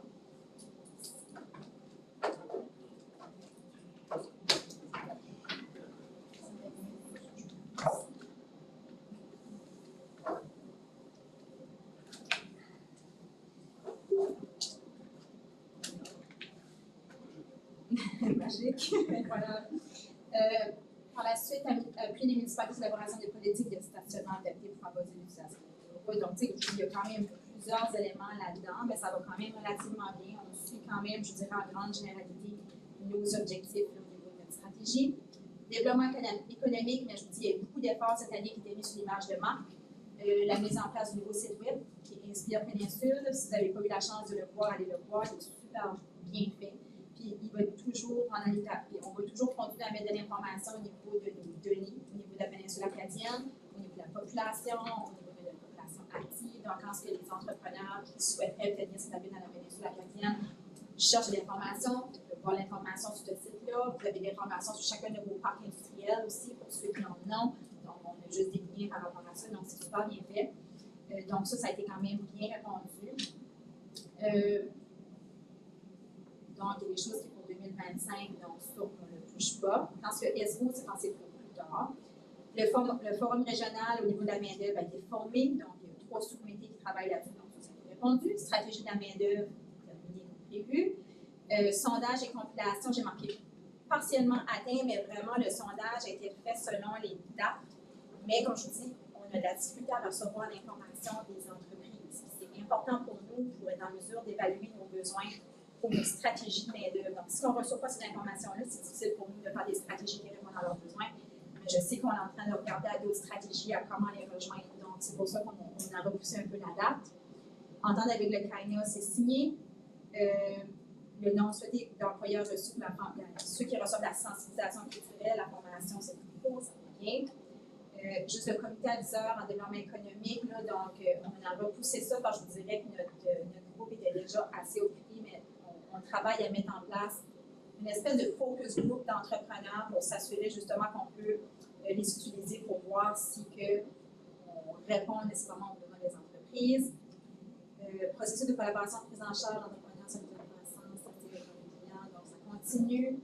Amélioration du taux de rétention des nouveaux arrivants, mais ça va être à la fin de l'année qui va être. C'est un indice de performance qu'on va voir. Donc ça va bien. Je dirais, au développement économique, ça va bien. Au niveau des infrastructures sportives, récréatives et culturelles, également, ça va bien. L'étude sur les infrastructures, ça se poursuit. On va être capable de répondre pour le 31 décembre. Je pense qu'on a prévu dans le mois de septembre, Cédric, au niveau d'études, on va avoir ces informations-là. Que les infrastructures régionales, sur-régionales et les ententes, on a travaillé beaucoup avec les communautés pour avoir ces ententes-là. Donc, on a des ententes avec la MEC, Chipagan, au niveau de la ville rouge aussi. Donc, ici, on a tenté de répondre à nos objectifs. Développer un cadre d'identification et de gestion des projets susceptibles d'avoir une portée régionale. Exemple, le terrain de soccer synthétique. Donc, je vous dirais que c'est pas nécessairement encore un réflexe nécessairement de l'apporter à notre art, mais soyez juste conscients quand il y a des dossiers au niveau d'infrastructure d'importance, vous pouvez utiliser le comité qui est à ce niveau-là pour apporter ce dossier-là à la table, de discuter des possibilités. Donc, n'oubliez pas que ça existe. Donc, c'est peut-être pas encore un réflexe nécessairement au niveau municipal, mais soyez pas gênés de l'apporter à notre table pour qu'on puisse en discuter puis pour vous appuyer dans les différents processus à cet égard-là, parce qu'on est là aussi pour vous appuyer. Renforcement, en gros, jeu de ressources, c'est pour 2025, 2026. Au niveau de la véloroute, ça c'est correct, on en avait déjà parlé. Les partenariats, c'est correct aussi, on en a déjà parlé. Puis les réunions, ça va venir. Sécurité publique, vous voyez aussi, ça va quand même relativement bien. Je vous dirais qu'il y a du jaune et du rouge, puis vous rappeler un peu des événements qu'on avait un peu de difficulté à avoir l'information des différentes communautés qui a fait à repousser un peu, je vous dirais, les objectifs. C'est pas parce qu'on ne sera pas capable de les atteindre, mais on ne sera pas capable de les atteindre au date qu'il y a des prévues. Donc, on continue à travailler sur ces dossiers-là. C'est principalement de l'information, je vous dirais. Les accès également au plan d'action. Par la suite, les plans de relève, l'aide opérationnelle. Il y avait quelque chose que je voulais aussi vous parler. Les plans d'urgence à jour. À ce moment-là, c'est sûr que moi, on a fait notre analyse dans le mois de mai. Fin mois de mai, ça se peut qu'on a d'autres informations par la suite. Bien, à ce moment-ci, on avait juste reçu 3 plans municipaux d'urgence. On avait seulement reçu Haute-Terre, Tracadie et l'île de la Mer. Donc, c'est important pour les nouvelles communautés de mettre à jour votre plan municipal, de mettre à jour vos arrêtés municipaux à cet égard-là, de mettre à jour toutes ces informations-là pour qu'on puisse les recevoir par la suite. Je sais que vous êtes c'est pas évident, là, tout le monde est très occupé, mais je n'avais juste 3 jours, c'est encore. Je pense qu'on est rendu à 4. Je disais ennemi. 4 Je l'appelle hier sur un autre dossier. OK, non, ça sent bien. Juste vous rappeler que c'est important de nous envoyer ces informations-là. Comme 4,5 sur 8. Bon. Ah ben 8, c'est, je dirais 7, parce que les DSL sont ouverts pour le monde. 4,5 sur 7. Oui, les municipalités. Donc, Moi, je pensais 8, parce que je pensais que DSL était là-dedans. On arrive fini dans l'urbanisme. Ça aussi, ça va quand même assez bien. Ils avaient travaillé sur des changements sur la création des permis sur place avec l'application de Cloud Permit. Donc, ça a été fait. Un site web simplifié, c'est en cours. Donc, le nouveau site web va simplifier, je vous dirais, les procédures au niveau du service. Simplifier l'accès aux différentes informations. Ça, c'est fait.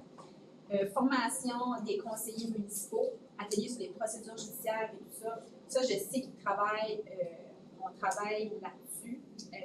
Puis on a jusqu'à la fin septembre pour le faire, mais je sais qu'il y a du travail qui est fait à cet effet-là. Formation des administrateurs municipaux en lien avec les inspections, plein d'infractions. Je sais que Benjamin travaille, je sais qu'à chaque année, il rencontre les directeurs généraux puis il y a de la formation sur les différents dossiers, tout ça. Donc, c'est sûr, dans le dernier mois, il n'était pas nécessairement présent, donc ça va pousser un petit peu nos affaires, mais je vous dirais qu'en septembre, il y a des rencontres de prévues avec les directeurs généraux sur les différents dossiers.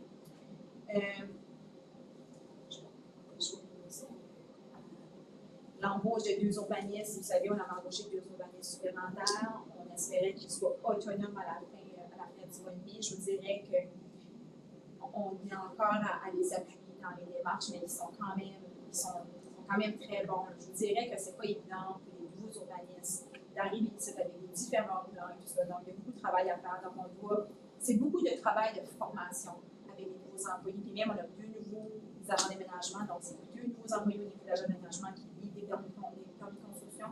Puis aussi, on a 2 nouveaux urbanistes. Donc, ça prend beaucoup de temps à mes employés de former ces employés-là aussi. On n'a pas le choix, il faut le faire. Mais ça reste quand même qu'on avait juste Benjamin, oui, mais là, on a Benjamin qui est urbaniste. Oui. On a juste Benjamin, par exemple, qui est urbaniste. Il est toujours tout seul. C'est 4. Il est toujours tout seul. Oui, il est toujours tout seul. Puis Karen, mais ça fait des années, donc Karen, c'est un urbaniste pas de papier, je vous dirais, mais elle travaille présentement à avoir sa formation. Ça fait longtemps qu'on la pousse un peu pour aller chercher sa formation. Là, je pense qu'elle a réalisé que ça serait bien pour elle. Donc, elle va aller chercher justement sa formation nécessaire pour avoir ses lettres. Puis, nos 2 nouvelles personnes qui ont des maîtrises en urbanisme ou des maîtrises dans leur profession. Donc, c'est des gens qui ont quand même beaucoup d'expertise, mais ça prend quand même la formation. Donc, on les encourage là, dans leur... C'est un gros plus. Hein? C'est un gros plus. Oui, c'est un gros plus, mais je vous dirais qu'il y a un gros manque d'urbanisme dans la province. Puis la firme Stantec avec qui on fait affaire, par exemple, surtout au niveau du plan de Caraquet, ou par exemple qu'on peut utiliser pour l'évaluation de nos services d'urbanisme, mais eux ont tous perdu leurs urbanismes. Donc, je veux dire, André Frenette, avec qui on travaillait, est parti pour la province. On est super content d'avoir la province, par exemple, parce que c'est un lien maintenant provincial. Il est super connaissant de la région, c'est un atout, mais on l'a perdu comme consultant. Puis, il y avait également aussi Pascal qui travaillait également avec eux, qui est plus le nom. Donc, Stantec n'est plus nécessairement un appui pour eux au niveau du service d'urbanisme, donc on doit pas mal s'arranger entre nous-mêmes. Mais là, Benjamin, à son retour la semaine prochaine, on a un autre consultant avec qui on pourrait faire affaire, donc qui a l'intention d'appuyer pour nous aider principalement à finir le plan de Caraquet. Mais les urbanistes, il en manque plus de 20 dans la province. C'est César Chaleur qui est en train de chercher un urbaniste. On est tous dans la même, on est tous dans le même bateau. On cherche tous des urbanistes. Donc, si vous avez des jeunes qui cherchent une formation et qui cherchent quelque chose, vraiment, au niveau de l'urbanisme, il y aurait du travail à faire. Donc, vous voyez, là, il y a beaucoup de travail qui est en cours, mais ça s'enligne quand même bien au niveau du service d'urbanisme. Il y a beaucoup de travail qui est fait, donc on est quand même assez content du résultat au niveau du service d'urbanisme. Donc, c'est ça. Puis, au niveau des déchets solides, vous voyez qu'il n'y a pas de couleur. C'est parce que il y avait tellement de travail à faire avec Circular Materials cette année que tous les dossiers, je vous dirais, d'importance ont été mis en 2025. Mais on va commencer à travailler sur des dossiers, comme vous le savez, de la matière organique. On va vraiment commencer à voir ça vraiment de plus près. Puis, il y a du travail qui va commencer à être fait à l'automne 2024 pour créer des termes de référence, une étude pour qui nous amène à la mise en place de la matière organique. Je sais que c'était long, mais je devais vous faire ça. C'était long. je devais passer à travers, mais je sais que c'est un peu long. Mais je vais vous envoyer les documents, vous aurez la chance de regarder. Puis, vous avez des questions, des commentaires. Je vais les envoyer, ça me fait plaisir de vous répondre. Si je regarde d'après, merci M. le Président, si je regarde d'après le fusionnement de 5 ans et demi, pourrais-tu dire qu'on est rendu à peu près, si moi j'évalue ça juste de ma tête, comme ça, on dit que le travail qui a été fait, tout ce qui semble très positif, peux-tu dire qu'on a 80% des objectifs? Je vous dirais qu'on a beaucoup de réalisés. J'ai pas fait le calcul, mais je vous dirais je suis quand même très, très, très satisfaite des objectifs qu'on a. Jusqu'à présent, là, moi, je m'attends à la fin de l'année, quand on va arriver à la fin de l'année, je m'attends qu'au moins 80% de mes objectifs soient répondus. C'est sûr qu'il y a des objectifs, c'est ça que j'ai expliqué aussi, il y a des objectifs qui des fois, c'est en dehors de notre contrôle. On ne peut pas nécessairement les finaliser parce que soit qu'il y a un élément législatif, il y a un élément comme les autobus, par exemple, qui nous arrivent juste dans le mois d'octobre. Mais je vous dirais ça qu'on a le contrôle là-dessus. Nous, notre message aux employés, c'est que si vous voyez que vous n'êtes pas en mesure de répondre à un objectif dans le temps qui est défini, il faut que nous, on puisse vous appuyer. C'est-à-dire que soit vous manquez de ressources, ça veut dire que ça se peut que vous n'avez pas du staff assez ou vous avez besoin d'aide extérieure, vous avez besoin d'un consultant. Donc, n'hésitez pas à nous dire que nous, c'est Julie. La tâche à Julie, justement, là, c'est de regarder tous les objectifs, puis quand elle se rend compte, parce qu'elle rencontre tous les directeurs, puis elle fait un suivi avec ton objectif, là, qu'est-ce qui se passe? Ah, bien, là, ça ne fonctionne pas bien. OK, as-tu besoin d'appui? Qu'est-ce que tu as besoin? Tu as besoin d'aide extérieure, tu as besoin d'un consultant, vous avez besoin d'argent. OK, bien, on va aller voir Mélanie. Donc, c'est le même qu'on fonctionne. Je suis content de savoir ça. C'est ça. Pas pour tout, je peux aller chercher du financement des fois, mais pas pour tout.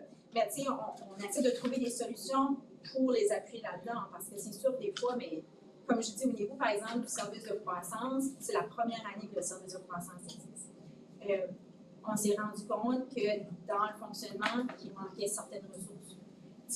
Parce qu'on regarde, c'est la première année, on est ça, pour moi. Donc, si il manque de ressources, on se rend compte, OK, donc, ils ne seront pas en mesure d'atteindre ces objectifs-là parce qu'ils sont en manque de ressources. OK, il faut les aider. Donc, le but, c'est de les appuyer là-dedans. Puis, on se rend compte que là, nos équipes montent, il nous manque peut-être d'appui administratif. Éventuellement, les adjoints administratifs qui sont importants aussi. Là, on ne peut pas demander nécessairement à tous nos directeurs de service de tout faire non plus la paperasse. parce que ça ne leur permet pas de faire les demandes de financement et ces choses-là. Donc, il faut qu'on nous, on regarde, OK, peut-être qu'il y a besoin d'appui administratif. Donc, c'est ça qui est notre rôle avec ça. Mais je vous dirais qu'on est content des résultats, puis on semble avoir le financement nécessaire. Je dirais qu'on reçoit l'appui nécessaire de la part des différents, que ce soit au niveau des gouvernements locaux, que ce soit au niveau de la SDR, les différentes sources de financement qu'on a. On est chanceux, on reçoit le financement qu'on a besoin. Puis l'année prochaine, ça semble être positif aussi pour nous. On a reçu les chiffres déjà. Ça va bien. C'est sûr qu'il y aura probablement des débats plus au niveau municipal qu'au niveau régional, mais pour nous, je pense que c'est possible. Merci pour la réponse. Puis, écoute, à 80%, c'est excellent. Ouais. Et après 1 an et demi, là, c'est fabuleux. Mais... Comment est-ce qu'on se compare avec les autres commissions? C'est difficile pour moi de me vendre, là. Ah, un bon produit, c'est facile à vendre. Je vous dirais qu'on est souvent pris comme exemple. Mais je pense que l'avantage qu'on avait, c'est parce qu'il y avait plusieurs services qu'on avait déjà créés au préalable. Donc, quand on avait déjà des structures qui avaient déjà été créées au préalable, c'est plus facile pour nous autres de bâtir sur ces structures-là que de créer quelque chose de nouveau. Donc, c'est plus facile pour nous. On est souvent pris, je vous dis, à Ferryton, on est souvent pris, par exemple, parce que c'est sûr qu'on est mieux structuré, on a des ressources, je pense, qui répondent vraiment à ce qu'on peut réaliser. Puis, je pense que nos services aussi répondent réellement au mandat que la province s'est donné avec les CSR. Parce que ça aussi, c'est difficile des fois de bien comprendre les mandats. Il y a certaines CSR, je vous dirais, qui sont allées dans une direction qui n'est peut-être pas nécessairement la bonne. C'est pas mauvais en soi dans le sens où je pense que tu n'avais pas d'autres services avant, tu pars à zéro, puis des fois c'est peut-être difficile à draguer là-dedans. Mais je pense qu'on a été dans les bonnes directions. Je pense que c'est positif. Puis, tu sais, je parlais avec des représentants du gouvernement qui étaient là, puis on ne se parle pas souvent, mais quand on ne se parle pas souvent, c'est un bon signe. Tu sais, quand je ne parle pas souvent Ferryton, c'est un bon signe. Parce qu'on. Et ça va bien. C'est parce que ça va bien. Là. Si on se parlerait souvent, là, si on se parlerait toutes les semaines, je me poserais des questions, mais ça va quand même assez bien. Donc, Quand les fleurs passent, ça remonte. Hein? Quand les fleurs passent, ça remonte. Non, c'est ça, je dis, mais ça va bien. Si on se compare, je pense que ça va bien, mais je vous dirais que les autres CSR commencent à bien structurer aussi. Par exemple, comme notre service de transport, c'est sûr qu'on est les seuls dans la province avec un service de transport comme celui-là. Donc, là, Cédric va on fait une présentation à Saint-Jean la semaine prochaine, à la CSR Family, parce qu'ils sont curieux de voir le modèle qu'on a au niveau du transport. Mais on a fait la même présentation pour le Nord-Ouest aussi, on a rencontré Chaleur, donc, ne me veux pas, je pense qu'on est quand même CSR qui fait quand même longtemps. Puis, je pense que la CSR Péninsule, on a été quand même, je pense, au-devant de la réalité dans les années, même au début de la création de la CSR. Donc, ça permet de mieux organiser. Je pense. On a une bonne équipe, là. Parce que moi, quand je compare mes équipes, l'équipe des CSR, je voyais une bonne équipe, on a une bonne personne en place qui savent ce qu'ils font, puis ça paraît. Bien, si vous êtes joint avec une équipe qui fonctionne, c'est utile. Puis c'est un reporting que tu peux faire à chaque trimestre également à la province. On l'a fait, nous, quand on rencontre, par exemple, quand on est allé à Ferryton dans le mois de juin, ça fait partie de notre responsabilité. On fait un suivi de tous nos différents services, on passe à l'intérieur de tous nos services, on fait un suivi où on est rendu, on nous demande nos défis, c'est quoi les défis qu'on a pour, par exemple, atteindre certains objectifs. Donc, on dit nos défis, tout ça. Moi, j'ai dit mes défis, principalement, c'est des attentes.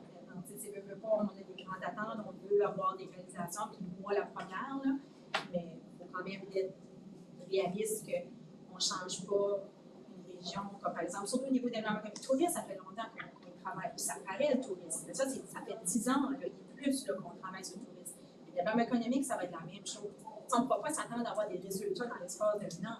Ça va peut-être prendre 7, 8, 10 ans avant vraiment qu'on voit des résultats concrets. C'est pour ça qu'il faut se laisser le temps, là, parce que le tourisme, ça prend du temps, mais ça prend du temps avant de vendre ce message-là. Mais je vous dirais qu'il y a beaucoup de travail qui est fait. Vous allez en voir passer beaucoup. Il faut se donner du temps.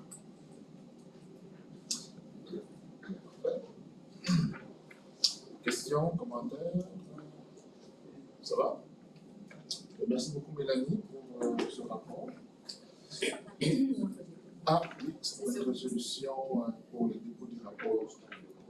Donc, et Denis Appuy.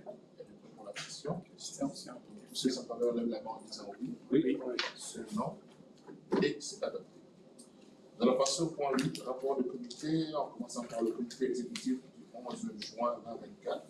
Donc ça également, vous avez reçu la documentation. Merci, je fais un survol rapide des points qui ont été discutés. Donc au niveau de la coalition de l'énergie renouvelable, c'est Bernard Artérieux qui siège sur le comité. Donc il nous a informé que les consultants responsables du dossier travaillent présentement et principalement sur l'élaboration des cadres techniques du fonctionnement d'une éventuelle coalition ainsi que les changements à apporter à la législation provinciale actuelle. Au niveau de l'étude de développement de la zone agricole de la péninsule acadienne, donc il y avait des rapports d'état qui devaient être fournis. Ils sont dans les temps. La seule chose, c'est que le directeur d'urbanisme n'a pas eu une chance de voir le rapport d'état. Donc les membres du comité ont été d'avis d'attendre que l'urbanisme Benjamin puisse prendre connaissance du rapport. Et lors d'une autre réunion, on pourra faire état justement des conclusions de ce rapport-là. Au niveau de la stratégie du logement, Mélanie nous a informé que les votes de la stratégie du logement et les échéanciers sont respectés et la présentation de l'étude devra avoir lieu en juillet. Je ne sais pas si c'est encore oui, parfait. Il y avait une question qui avait été soulevée, à savoir est-ce qu'on pourrait avoir une corporation justement qui serait greffée à la CSR pour nous permettre justement d'accélérer la construction de logements. Présentement, il n'y a pas de législation qui permette à la CSR de le faire, mais si l'étude ressort cela comme un élément favorable, ce serait de quoi qu'on pourrait étudier par la suite auprès des instances provinciales. Le transport régional, donc comme Mélanie l'a présenté tantôt, puis elle était beaucoup plus vocale à la réunion, elle était vraiment contente que la loi sur la prestation des services régionaux a pu être modifiée, ce qui permet justement d'avoir des ajustements beaucoup plus faciles de la part de l'équipe en ce qui a trait aux différents trajets. Donc, il y aura des trajets qui vont être présentés pour cet été et en espérant que si les échéanciers pour les autobus sont maintenus, les trajets, à l'automne, on pourra avoir d'autres trajets qui pourraient être ajoutés également au service de transport régional. Au niveau du permis électrique, il n'a pas été en mesure d'avoir des changements au niveau de la législation avant la fin de la Chambre, mais toutes les CSS sont d'accord et d'avis que cela prend une modification et cela sera rapporté à l'automne afin de voir à ce point-là. Mais on sait que cet automne, il y aura des élections, donc une fois que le gouvernement sera mis en place, c'est un dossier qu'on va suivre également à ce niveau-là. Au niveau de la service de vérification financière, on en parle également au point des résolutions. Donc, on a eu 3 submissions, donc on devra prendre une décision par rapport à cela.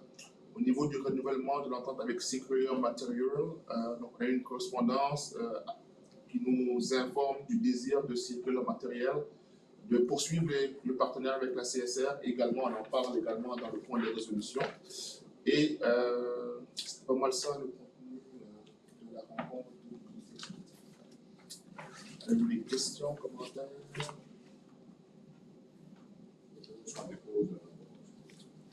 Position par Georges. Denis Landry appuie. Pour la question.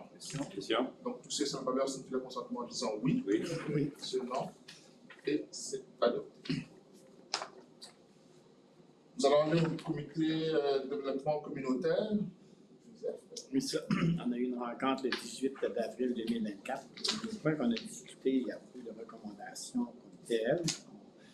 Mais on a discuté du point de accès santé aînés de la péninsule acadienne, le CBPA, qui est le centre de bénévolat, qui est une initiative propre à la péninsule acadienne qui se déroule sous l'accueil du jour.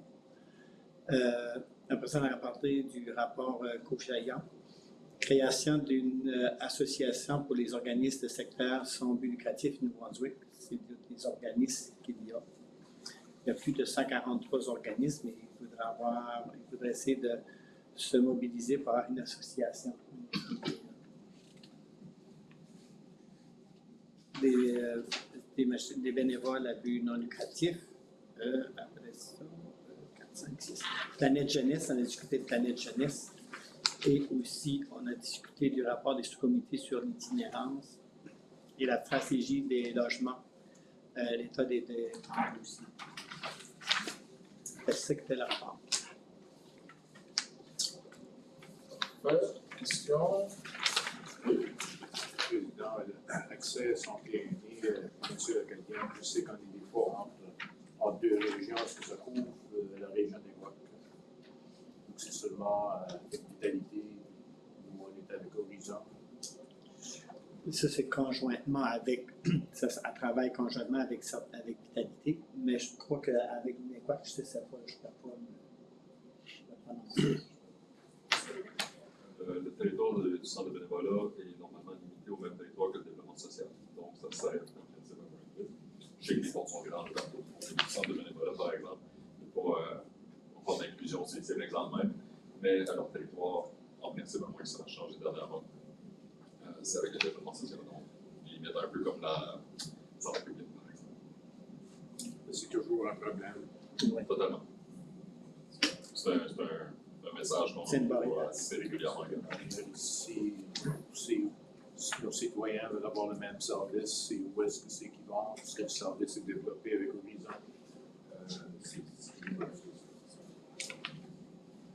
Je pense qu'à un moment donné, on peut faire d'autres commissions qui ont le même problème au niveau de municipalités qui sont sur le bord de la ligne, sur le bord de la culture.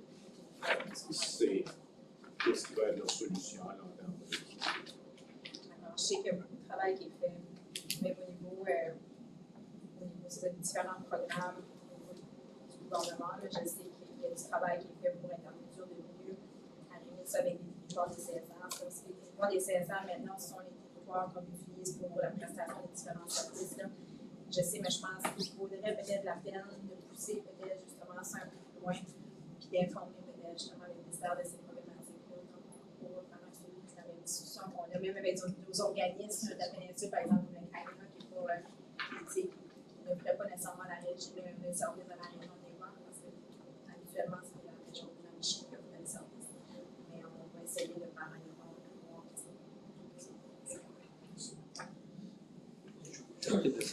Juste d'essayer de savoir là, la connexion entre le centre de bénévolat et le CSR.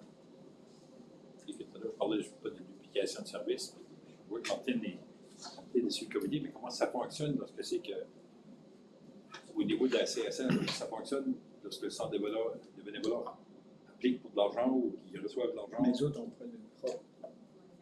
Ils ont leur commande. Nous, on gagne plus. Non, mais c'est ça, je veux savoir comment ça travaille les deux. Là. Nous, principalement, le but de la CSR, c'est d'asseoir ces gens autour d'une table et s'assurer que tout le monde comprenne leur mandat. Je dirais que ça, c'est le rôle de la CSR au niveau des éléments régionaux. Puis on vient répondre à des besoins qui ne sont pas nécessairement répondus par les organismes actuellement. Donc, on n'est pas là pour prendre la place de personne, mais on est là pour remplir des villes. Donc, quand on assoit tout ce monde-là autour de la table, on se rend compte des fois que, OK, là, tout le monde se comprend, donc ils savent exactement c'est le mandat à qui appartient chacun le mandat. Par la suite, il y a des membres, nous, on est là pour les appuyer. Des fois, on a des sources de financement, par exemple, eux n'ont pas nécessairement accès, donc nous, on est là pour les appuyer au niveau des sources de financement. On n'est pas là pour prendre leur place. On n'est pas là nécessairement pour offrir des services, je dirais, là, vraiment en tant que tel au niveau de développement économique, parce qu'il y a beaucoup de gens qui offrent des services de développement économique. On est là pour les appuyer et s'assurer de coordonner tout ce monde-là, puis s'asseoir autour du même temps. C'est le même principe que vous avez vu au niveau des organismes administratifs, les OSBL, là, le projet justement de créer un organisme.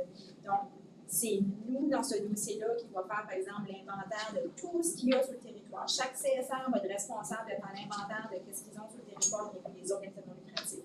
Donc là, on va mieux comprendre qu'est-ce qui existe, qu'est-ce qu'il y a, quels services qui sont offerts, puis de voir à ce moment-là, OK, mais c'est quoi les besoins nécessairement qui ne sont pas répondus. Donc, c'est pour mieux comprendre ce portrait-là. Mais nous, on est là pour les appuyer, on est là pour s'assurer qu'ils parlent entre eux. Donc, c'est vraiment ça qui est notre rôle. Partenariat, collaboration. Je trouve ça extraordinaire. C'est bien. Je pense que ces gens-là l'apprécient aussi beaucoup parce que, veux pas, aujourd'hui, je pense qu'ils voient l'importance qu'on puisse coordonner ces discussions-là au niveau régional puis que tout le monde se comprenne. Tu sais, parce que moi, je pensais que c'était nécessairement un réflexe que Santé publique parlait avec Vitalité puis qu'il parlait avec. C'était vraiment pas le cas. C'est tous des silos. Oui, mais là, tout le monde s'assoit à la même table. Je vous dirais que ça fait ça a changé, je vous dirais, vraiment la dynamique au niveau des différentes régions. Donc, c'est bien. Non, c'est super. D'autres questions? Ah, s'il n'y a pas d'autres questions, non, ça va. Donc, toi, tu déposes. Oui, je dépose un rapport. De ligne appui. T'as plus, moi, Quel propos à la question? Donc, tous ceux en faveur lèvent la main en disant oui. Oui. Non. Et c'est approuvé. Au niveau du comité de croissance, la réunion a eu lieu le 7 mai 2024. Donc, ça également, vous avez reçu le rapport, mais rapidement, les points qui avaient été discutés, c'était la présentation d'une image de marque, la nouvelle image de marque. Donc, on a eu le lancement à Portsmouth. Donc, je tiens à remercier tout le monde qui a pu participer et ainsi que l'équipe qui a justement mis en place cette belle cérémonie pour justement le développement de l'image de marque. Par la suite, on a parlé du forum régional de la main-d'œuvre. Donc, Geneviève vous a informé qu'il y a une entente qui a été signée avec Travail for Conduite pour établir un forum régional de partenariat pour le marché du travail. Donc, essentiellement, c'est avoir une stratégie de développement afin de soutenir le développement de la main-d'œuvre et de la croissance de la population active sur nos territoires. Il y a un sondage qui a été circulé dans la communauté at large, où les citoyens et les entrepreneurs étaient invités à y répondre. Le sondage prenait fin le 3 juin, donc je ne sais pas. Sûrement qu'à notre prochaine réunion, on aura peut-être les données, si c'est concluant, ou s'il y a une période qu'on veut extensionner pour justement aller chercher beaucoup plus d'employeurs par rapport à ce sondage-là. Donc, ce sera à déterminer. L'entente de contribution avec le CAINA, donc Mélanie en a fait mention dans son rapport, donc 50 000 a été octroyé au CAINA de la part de la CSR pour justement rencontrer des mandats bien précis auprès des employeurs. La démarche régionale d'identification d'opportunités touristiques des municipalités, donc également chaque communauté a mis en place un comité au sein des municipalités en collaboration avec l'AFRICA, volet touristique atlantique, la SDR et le ministère du Tourisme, Patrimoine et Culture, ayant pour but d'identifier le potentiel touristique, développer le tourisme et attirer des touristes dans la région. Le dossier de la taxe sur l'hébergement a également été discuté, donc ça sera également un dossier qui va être suivi. L'autre point qui a été mis sur la table, c'était le regroupement des chambres de commerce, où le comité, même si on n'a pas forcément de direction par rapport à l'initiative des chambres de commerce, à avoir une chambre de commerce péninsulaire, il y a une résolution qui a été prise de la part du comité d'encourager la coalition des chambres de commerce de poursuivre l'étude, parce qu'il y avait une chambre de commerce qui s'était retirée, mais au moins d'avoir le portrait de qu'est-ce que ça pourrait représenter une chambre de commerce péninsulaire avec les statuts, règlements, la gouvernance et tout. Donc cela pourrait justement peut-être amener à d'autres discussions et à d'autres réflexions par rapport à ce sujet-là. Donc, également, il y a un point qui avait été mentionné au niveau de la mobilité de la péninsule acadienne, donc avoir une démarche concertée, autobus, vélo et tout. Donc, sachant qu'on est en train de regarder à mettre en place tout le transport régional, le transport actif dans la péninsule acadienne, donc avoir une concertation au niveau des emplacements autobus, et lorsqu'on descendrait, on aurait des vélos présents pour les gens qui voudraient avoir à se déplacer à vélo ou à pied à ce moment-là. Oui. Ouais.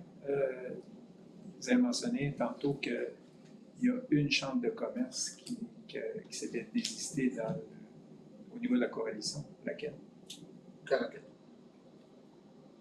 Est-ce qu'on doit voter la recommandation qui a été prise au niveau du comité de croissance? Habituellement, quand il y a des...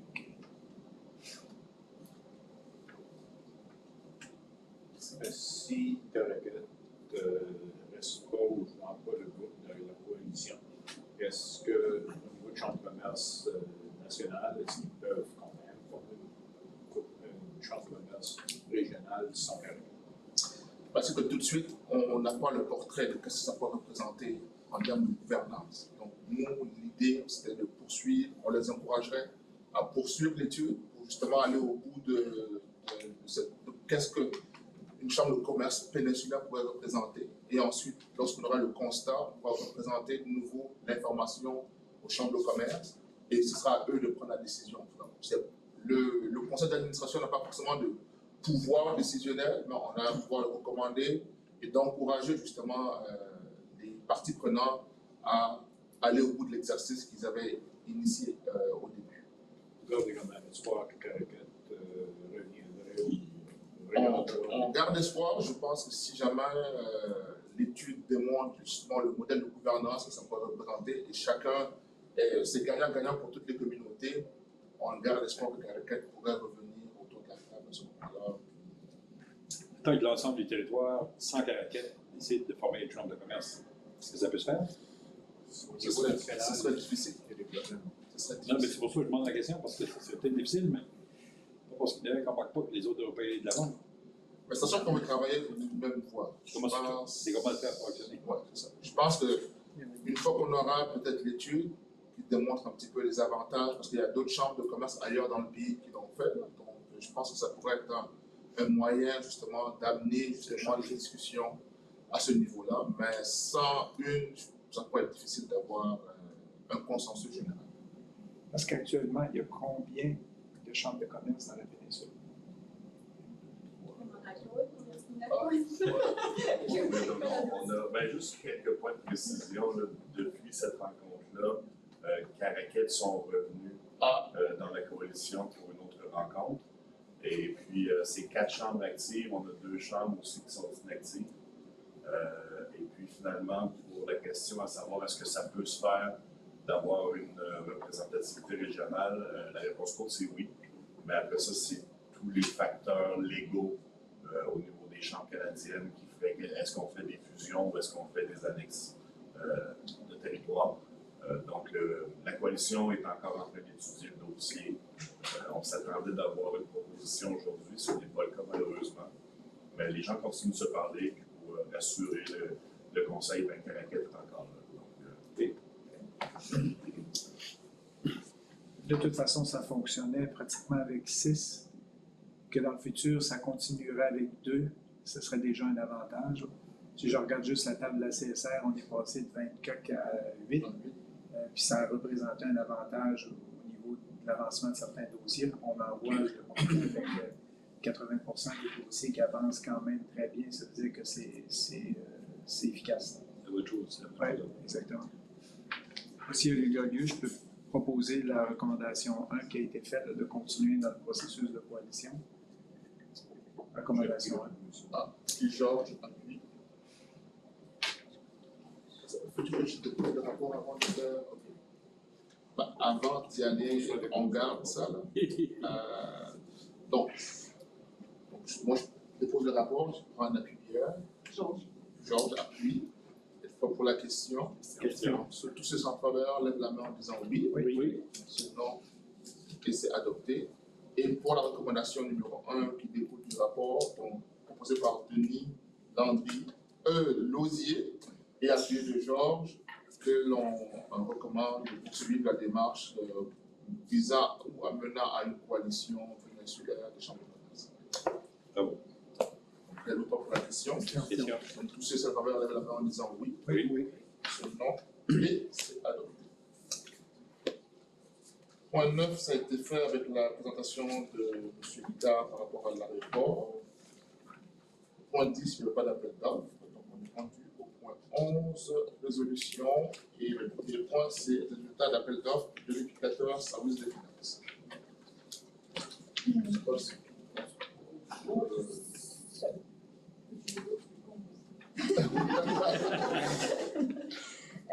vous avez reçu justement les informations préalables, vous avez reçu l'évaluation, donc on est allé parce que justement l'entente qu'on avait avec le vérificateur sur terminé, on avait prolongé d'une année parce que le contrat nous permettait de prolonger d'une année, donc vous avez 4 ans qu'on est avec eux, mais on était avec eux depuis la création de la CSR, je veux dire depuis 2013, mais il fallait qu'on sorte en soumission à niveau, donc on a invité 1, 2, 3, 4, 5, donc 5 firmes de vérification.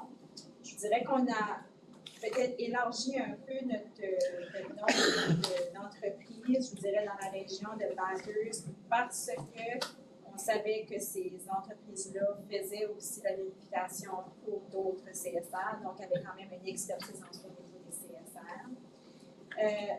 Donc, vous voyez qu'on a reçu par la suite 3 soumissions. Donc, on a reçu Paulin Gagnon, EPR et Alain Paquette et Arsenault. Donc, vous voyez les évaluations qu'on a reçues derrière. Je dirais qu'en grande partie, c'était plus le coût des soumissions en tant que tel, donc le coût des offres de services qui a vraiment penché dans la balance là, par rapport à ça. Donc, vous avez vu les évaluations en tant que telles.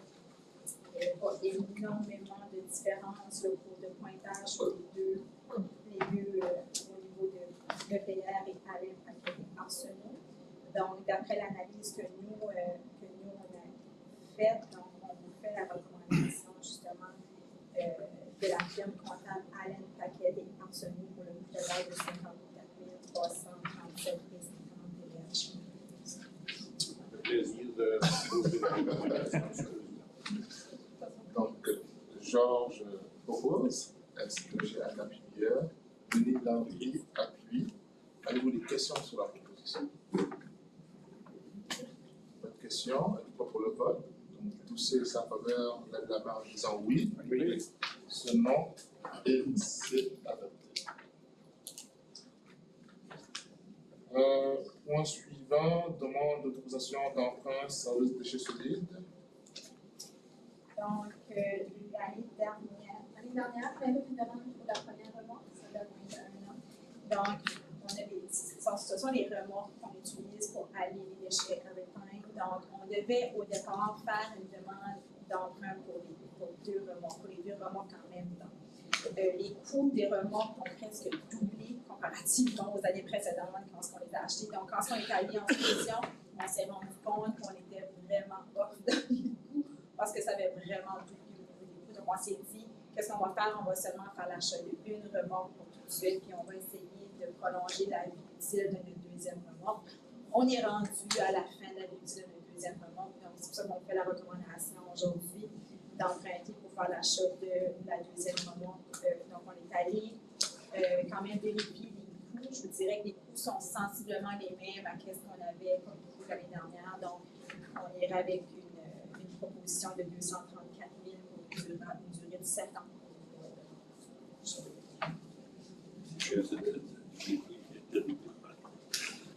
Question? Oui, ça prend une recommandation. C'est ça que ça coûte, il faut transporter les poubelles, on peut les garder à la place. Donc, c'était la proposition.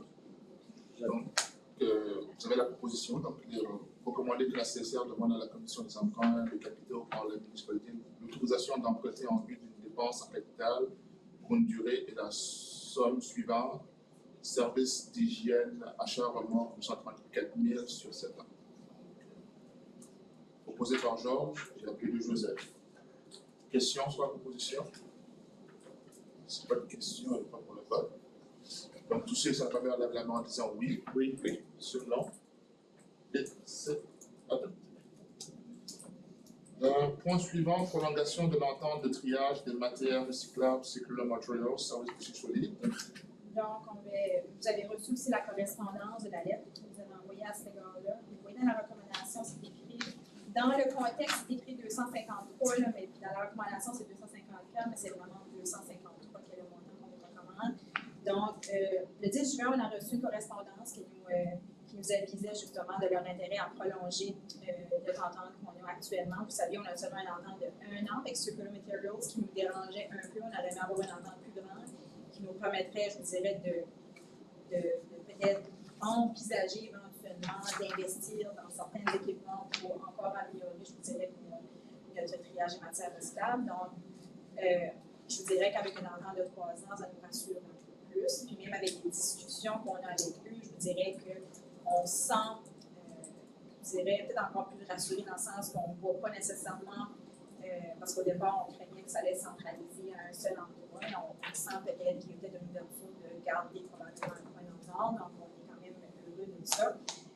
Donc, d'après l'analyse qu'on a fait au niveau des coûts, donc la directrice des finances a évalué justement les coûts actuels au niveau du triage. Actuellement, on a dans notre entente, c'est 215 $ de la tonne qu'on candidats complémentaires. On propose un montant de 253 pour le Security Material. Je vous dirais qu'on a déjà testé le marché, on a déjà envoyé cette recommandation-là pour voir si ça passait ou ça passait avant que vous ayez quelque chose, vous devez faire un retour. On sent qu'il y a une ouverture pour le 253. Donc, pour nous, ça viendrait couvrir encore beaucoup. Donc, le but, c'est que ça ne coûte rien aux communautés au niveau du triage de ces matières-là, étant donné que ça fait partie de leur responsabilité maintenant. Donc, on est à l'aise avec le montant qu'on vous propose. C'est le 253 de la tonne, c'est pour 2025. Et ce montant-là serait ajusté selon l'indice du prix de la consommation pour 2026. Donc, c'est la recommandation qu'on vous fait aujourd'hui. Si, en cas de refus, le rapport reviendrait probablement sur le définition on vous informerait de la discussion, mais on n'a pas senti d'après discussion que ça serait un refus. Faut-tu faire une genre de proposition pour ajuster le 253 ça regarde 31 décembre 2026 au taux de 254 pièces. 254 pièces là-bas. C'est 253. C'est 253. Et 253, ça ne marche pas non plus parce que si le coût d'indice, ça peut être plus haut ça. C'est pas l'année subséquente. Oui, c'est ça. Ouais, ben c'est déjà dans l'entente. Donc, l'entente est déjà établie pour ajuster les coûts. Même si vous me dites 253 aujourd'hui, dans l'année suivante, eux, ils le modifient selon l'indice du prix de la consommation automatiquement. Oui, mais si l'indice du coût de la consommation est plus haut. Oui, mais le 253, c'est seulement pour le 200 en 2026, ce montant-là ne sera pas 253. Il va être différent. OK.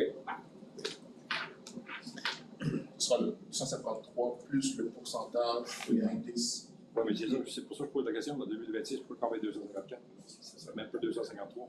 Le 254, c'est une erreur, c'est pour ça. Non, c'est juste ce qui est dit dans la proposition, c'est dit ici jusqu'au 31 décembre 2026, autour de.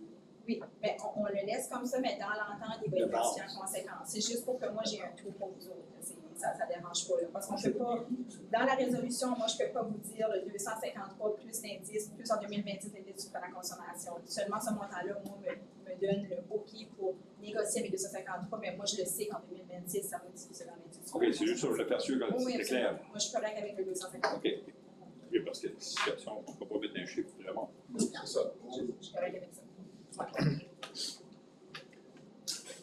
Donc, il est recommandé, la recommandation va comme suit, que la CSR accepte la demande de Security Material de prolonger l'entente actuelle pour le traitement des matières recyclables en bordure de la route à nos installations de triage, et ce jusqu'au 31 décembre 2026 au taux de 253 $ la tonne.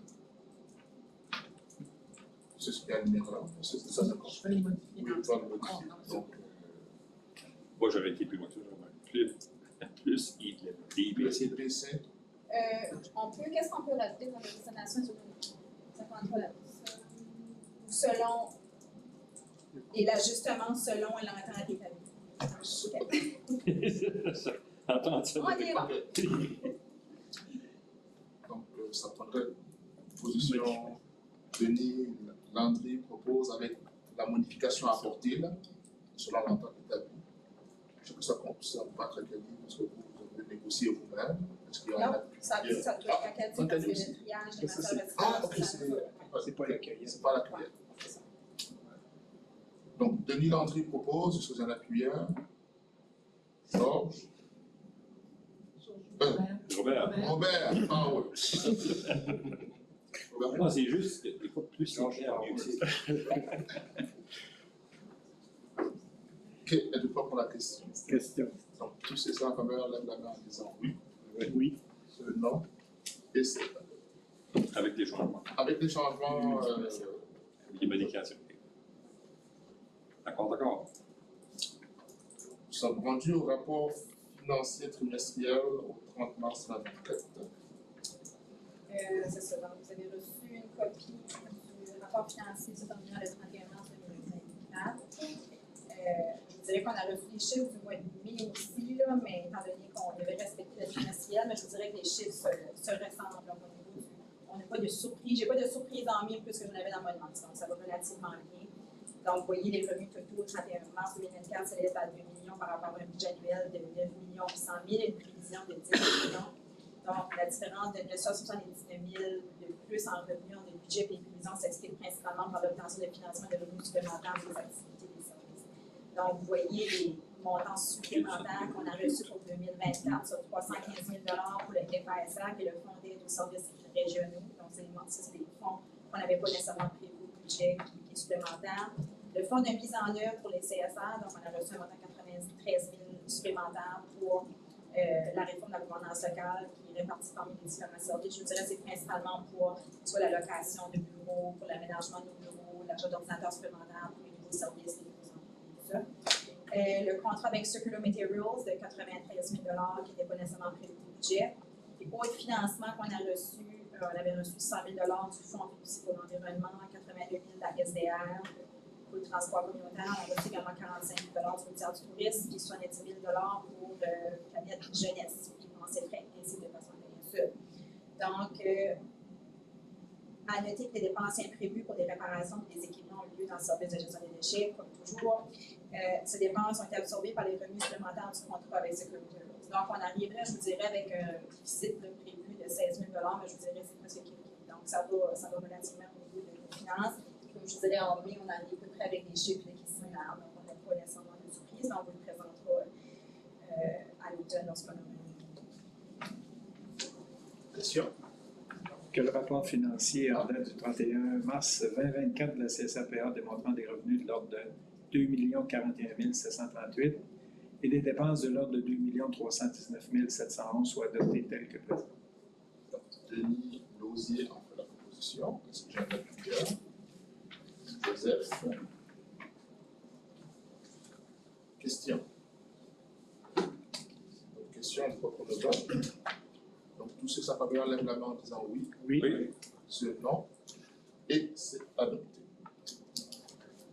Au point 12, correspondance. Donc, vous avez déjà su la liste de correspondance. Peut-être qu'il faut faire le dépôt.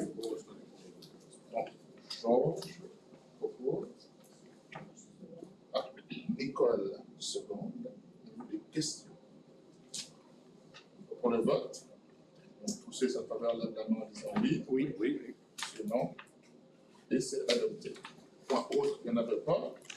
Et ça amène à point 14 au niveau de la réunion. Donc, ça prend une proposition. Robert. Robert me propose. Merci infiniment à toutes et à tous pour cette réunion. Je ne sais pas si c'est la dernière réunion estivale, je pense que c'est ordinaire. Donc, si jamais il y a d'autres réunions extraordinaires qui se présentent, on sera informé. Mais sinon, je vous souhaite de passer un bel été, plein de festivités, du beau temps, en famille, avec des amis. Puis on va sûrement se croiser ici et là dans les différentes activités communautaires dans les différentes municipalités. Et encore merci de votre contribution. Voilà, CSR, Merci à tous.